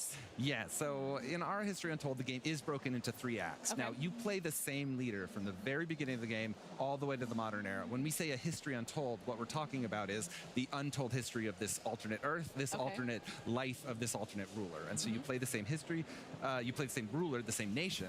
You take them from the beginning of the first agrarian, the first farms, all the way to the modern era, and even a little bit into the singularity age. Oh, God. Okay, well, let's jump in. I want to see this first bit, and I'm picking up on that singularity bit because that sounds wild. All right, so one of the first things you probably notice is that ARA has a kind of a different presentation.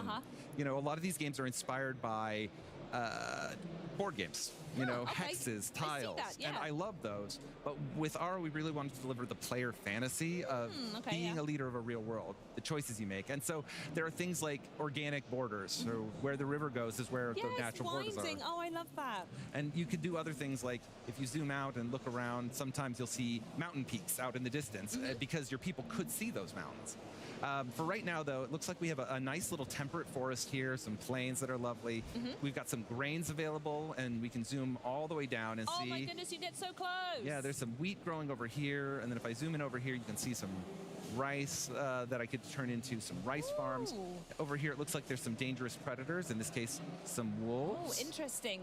Okay. What are they? Do they move freely around the map, or would you go to engage them over there? So you have to hunt them in order to be able to take advantage of this area. Luckily, in the early areas, I have this scout, which is a unit that can go out and do some great stuff. So I'm going to send my scout there. Oh, wow. It zoomed. You can see how with simultaneous turns, they haven't made their full move, but they've indicated where they'll go. Interesting. Okay. One of the fun things about simultaneous turns is you can cancel orders at any time. Oh, wow. And so the game has the depth and complexity of like a grand strategy game with layer after layer after layer. As you set up all your moves, you'll see what all the impact will be. And then you can go, you know what, actually, I'm going to wind it back. That's good. And none of it will go off until you hit end turn. So let's go ahead and get our scout moving and make one other big decision that we make at turn one, which is what to build. So interesting, yes, because there's decisions are very, very important when it comes to these strategy games, and I'm sure we're going to go through quite a lot of them anyway. But what's this first one that players are going to meet as soon as they start? Yeah, so the very first thing you have is you have the ability to improve your cities. Now, Ara is a game about people. It's about your citizens. It's about their quality of life, you know, their happiness, their health, their education, and you improve your lands with what we call improvements that can do things like improve their quality of life or provide them with additional housing. So the first thing we're going to build is a farm, and that's going to help us with some initial growth. And we also have the same strategy here. Yeah, you got to do it. And So especially good. with Nefertiti, it's just a great option. And so you can see the little ghostly outline is telling me that that'll show up too. And so when I hit next turn now, you see everything begins. My scout makes their move. You can see the people have begun work on their farm. Oh, that's so nice. You know, there are people working away at the going, thing. whistling away. Good stuff. Yeah, over here I've got my great hearth, which is sort of the center of our power right now, where our leader lives. Then if I go back over here, I see my scout is over here. Now, I'm going to send my scout to hunt these wolves. Ooh, okay. Hunting a predator is about clearing the lands for you to be able to use, and I'm definitely going to want to build farms over here, with the rivers and Nefertiti's abilities. 100%. Beyond that, when you hunt animals, you also can end up getting some early resources. And so you can see the little guys going in there, getting ready to hunt the wolves. The wolves running away. But the value of this is going to be that I'll send back furs, possibly food, maybe even feasts that could help boost my city's power. So nice. the next thing we're going to do is pick a technology. Ooh, okay. All right, so I'm going to let you pick, right? Oh, Matt. Okay, here we go. I'm sitting straight. Let's hear it. So we're in the ancient history era. Ara is broken into 12 eras across 3 acts. And so right now we have these very early beginning human technologies of being able to make bows, of being able to ferment food into wines and other beverages, being able to do animal husbandry, understand how to raise animals, turn them into meats. So what are you feeling? What are you aiming for? Knowing what you see around you here with the rivers, the water, but also some of those grains, what feels right? Oh, I'm concerned you're setting me up that there's a specific choice here. Based on how many good choices, many options. Based on how I normally play these types of games, and knowing that as soon as possible I want to start rearing animals at a farm, I've already told you what I want to do here, and eventually going into, you know, maybe more scouts and armies and everything like that. I think animal husbandry, for me, is where I want to go. I'm not too fussed on the pottery. We'll get to nice mugs and plates a bit later, but for now, I want cows and I want sheep. Let's do it. And then we should go and take a look, see if we can find some of those things with our scout here pretty soon.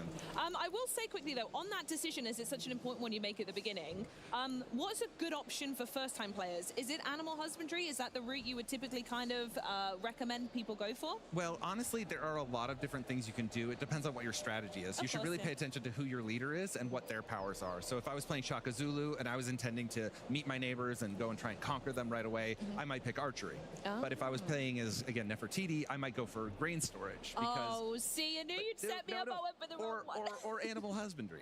Oh, because either of those will involve farms that produce more harvest with her that help, especially if I have rivers near me. Okay, you know, but if I was on a coastal island, if I was playing on an archipelago, which I think I pronounced correctly. I think it was good. Close enough. Yeah, that's what I would say. I would maybe go for rope making, which can help you get early boats and those types of things. Good, nice. All right, so we still have our scout idol here.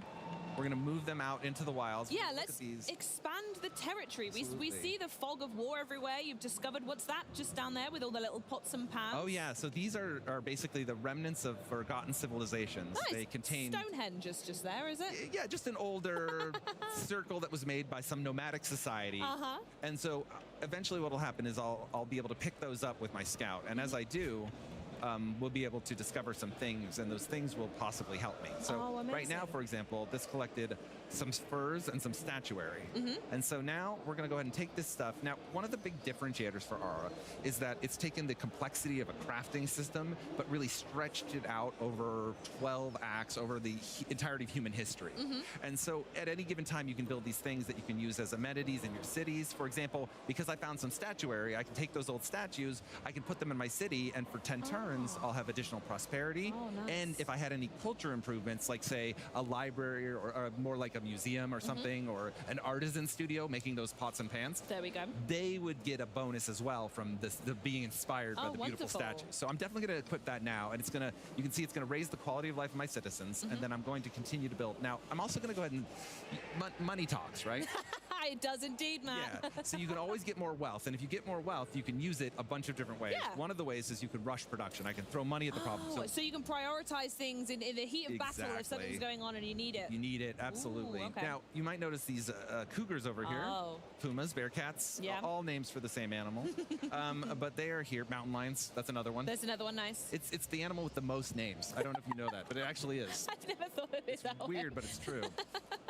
So I can take them and hunt those, but I'm not gonna, because they're a little more dangerous. It'll take me 2 hunts, and I'll be a danger 4, and I could really lose a lot of health. So, like we said, we're gonna go look for some friendly animals. Let's go find some sheeps. Let's go find something a little safer. The thing I've also found quite interesting is you haven't met any other people yet, and you said this is a small map size. Yeah, right? So even on a small map size, there are quite a number of regions. There's a lot to explore. Pressure or instant sort of heat that someone's right next to you and you're fighting for resources. Not necessarily. Is that intentional? There is a bit of an intention to give people a little bit of space at the beginning, but honestly, you can set the game up in so many ways. There's so many options with map generation. You can make a tiny map where everyone is clustered together. You can create it so there's very little land or only a single continent, all of these different things. So in this one, this is a map style that really benefits that. And if you zoom in here, you can see our farm.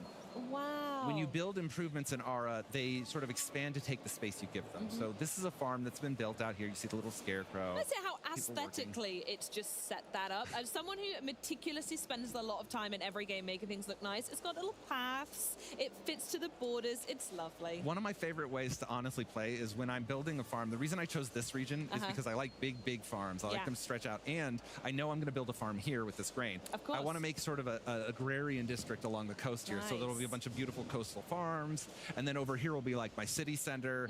You can kind of play the game almost as a sandbox at the lower difficulty settings and really just build, the nation of your dreams. And I suppose the most important question is, what's all this worth? What is the end of the game to conquer and wipe everyone off the map, or is it to have the most farms and to have killed the most cougars? I know you mentioned the singularity, but what is that point? What are you trying to do along the way? It's a totally valid question. It's really good. To win an Aura History Untold, your goal is simply to become the most prestigious nation on the planet. You want to earn the most prestige. You want to be a nation that is known to the ends of time and that everybody will learn about and talk about all the way throughout history. So you can earn prestige many different ways. Everything you do has some form of an impact.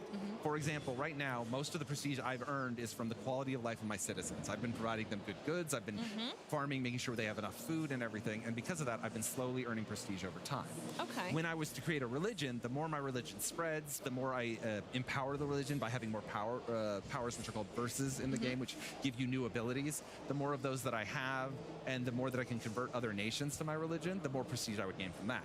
And you can do it through military, you can do it through commerce, and I love the idea that there's someone making notes going, I'll give you a point for that. That was a good decision. Yeah, you can have this prestige. Yeah, you can fine. have this. You're a little bit more well-known now.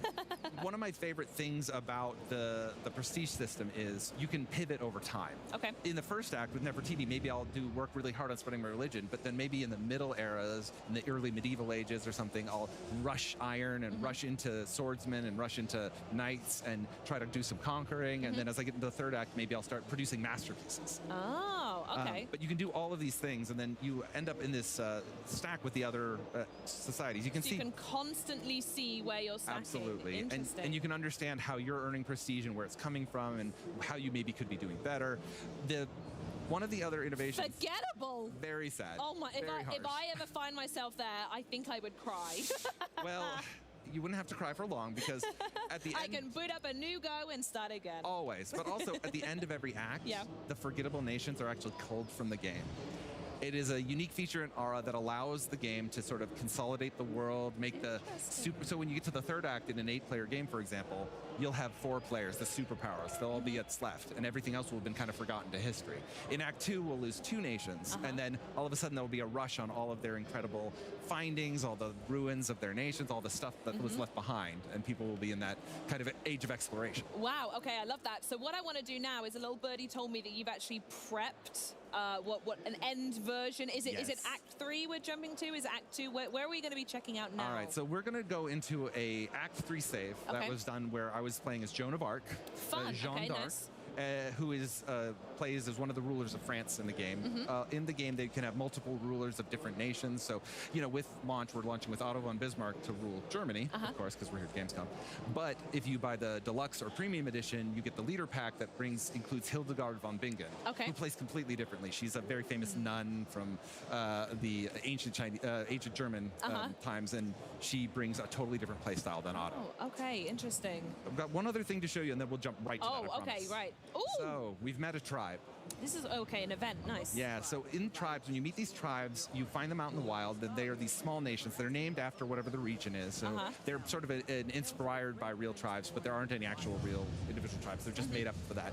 And then inspired by real life, actual events in history. So in this case, there was a founding myth, and they attributed it to 2 different things, and they actually had this fight about what was their founding myth. So we've took narrative inspiration about that and created this one, where now they're asking you, should you do the Beastborn Prince myth for their society? What do you want to record in the annals of your great society? Wow, okay. Or the foreign prince myth? Or do you want to say, no, it wasn't either of those. Actually, it was a giant bird, and you're both wrong, and now you get more religion spread, but then you deteriorate the relationship. Here, this costs stone for you to be able to build out the prince myth and create the statues necessary. In this one, you need timber to be able to do the things in the woods to kind of show off what the myth would be. And in both cases, you get prestige, but it's about what you have to spend. Yeah. So what would you like to do? Do you like the Beast Prince myth, the Born Prince myth, or do you want to bring your own? I'm writing my own book here. You're doing it. Tell him to go away. It's fine. I can see it has a detrimental relationship That's effect, okay. but it's fine. This is my world, and they're living in it. It is now the Book of Charlieism is written.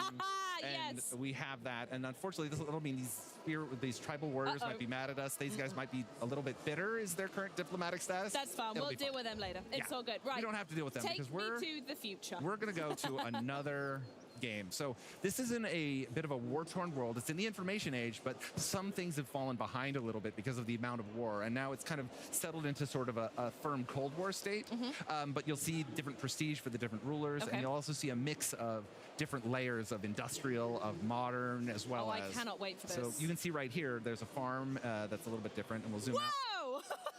It's so different. Look at that. And that is the city of Paris. You can see the old city walls that were built up in medieval times are still there because you wouldn't see those knocked down in real life. You can see different buildings and improvements. If I zoom out further, you see the world's been much more explored. And you can kind of start to see it from, that airplane view if you were flying over it. Over here, we have one of our great triumphs. Triumphs take up an entire region and build housing around them. This is the amphitheater of El Jem in Tunisia. It is this incredible coliseum that was built by the Romans in the ancient times that provides a lot of different benefits to your society. It's glowing as well. Oh yeah, our triumphs, we always throw a little bit of a sheen on them, a little bit of magic. Gorgeous. And then if we move around, you can see there's some horse track there, providing some value. The way, how close you can get down with a camera, I'm in absolute awe. Oh my goodness me. This would be what a wheat farm would look like in this era as well. So the different crops also have different appearance as well. This is a stone pit that's currently producing iron. Nice. So this is sort of an industrial mine, and you can see the industrial diggers there. And then you can always go into your nested tooltips and say, okay, iron, what do I use iron for? Oh, I know, I use it to craft telescopes or steel. What do I use steel for? I need steel for a lot of things. I'm going to be using that steel to make a toilet, metal pots, indoor toiletry, different things that I can use as amenities that I can use to craft other buildings. For example, I need these machine parts to be able to make a large particle collider. Or I would need these machine parts if I wanted to craft the SRS 8000, which is one of the world's largest excavators that was ever built. I want one of them, please. Yeah, you know, just one of those. God, there's just no point where you're not informed of the decisions you're making, and you can really take time with it because you know as soon as you're done. Yeah, absolutely. And you can delete the bits and pieces along the way and make it good. Yeah, and you can see the borders here with the German state where we had originally had some wars. You can see the city of RJ still has some military units in there. It also has some interesting things. There's a triumph here. I think we have the Statue of Liberty. We have a lighthouse there leading our ships into shore. There's just a lot going on everywhere you look. You can zoom in and see. And now, it looks complex because it is. This is a core game for core gamers, for strategy gamers. It's a love letter to them. But we've tried to create a lot of things like those nested tooltips, and of course the Encarta, we brought it back, that show you all of the different ways to play, all the different supplies in the game, the people you can find, everything else. So. Oh, that's so good. And it feels like a juxtaposition to say it, looking at the screen we're looking at here, but this demo only shows a small fraction of the game, right? We have barely touched upon Are there any other elements that you want to very briefly talk about now before everyone dives in? I'll just show you this little airplane. Yeah, okay. There it is. As the world continues, as it grows, there are all those details. You remember those wolves we saw in the ancient era? Now it's replaced by ATVs and airplanes and hot air balloons. The natural evolution of a wolf to an airplane. Yeah, that's how they grew, I think. And and then dinosaurs came after that, right? It was wolf, airplane, and then Tyranids. And Tyranids, yes. I love those whittle Tyranids. Oh, amazing. Matt, I can't thank you enough. This game is firmly on my download queue. I cannot wait to check it out, and I love that you've come here to talk to me about it. Have you had a nice time? I've had an incredible time talking with you. I love talking with people who love this genre, and I've had so much of an opportunity to do that at Gamescom. I'm going to continue to do it all through the weekend. I'm going to be in the booth and talking to all the fans and the players, and I can't wait for it to come out on September 24th. You can pre-order it now. You can wishlist it. It's day one in PC Game Pass, of course. Amazing. Another check. Good job. Thank you, Matt. Wonderful. Well, thanks so much once again. You can get your hands, just as he said, on September 24th on PC Game Pass. But we're nearly ready to wrap things up. I'm going to show you one more trailer from the show. It's a sequel of epic side-scrolling proportions. This is Tales of Iron 2.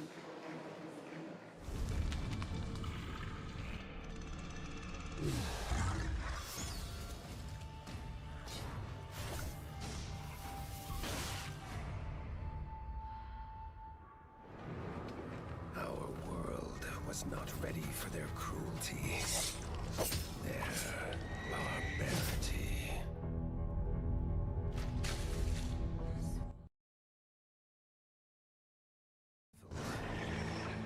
From a forgotten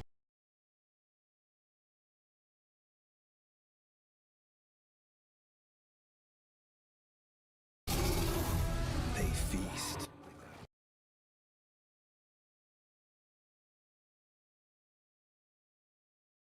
Until the world burns in blood.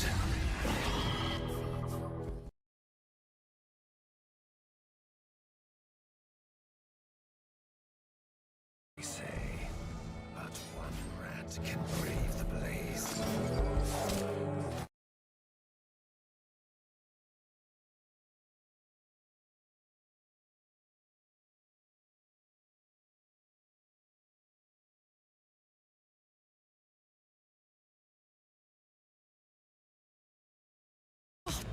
Just so many great interviews on this stage the last 3 days. We've just had a blast, haven't we? It's been so good, Bex. And remember, with Xbox Game Pass and Game Pass for PC, you can get new games on day one like Call of Duty Black Ops 6 on games of the year and unlock partner benefits from Riot Games and EA Play. If you are not already a Game Pass member, join now and get your first month of PC Game Pass for $1 or €1. This offer is not going to last long though, so you need to act now.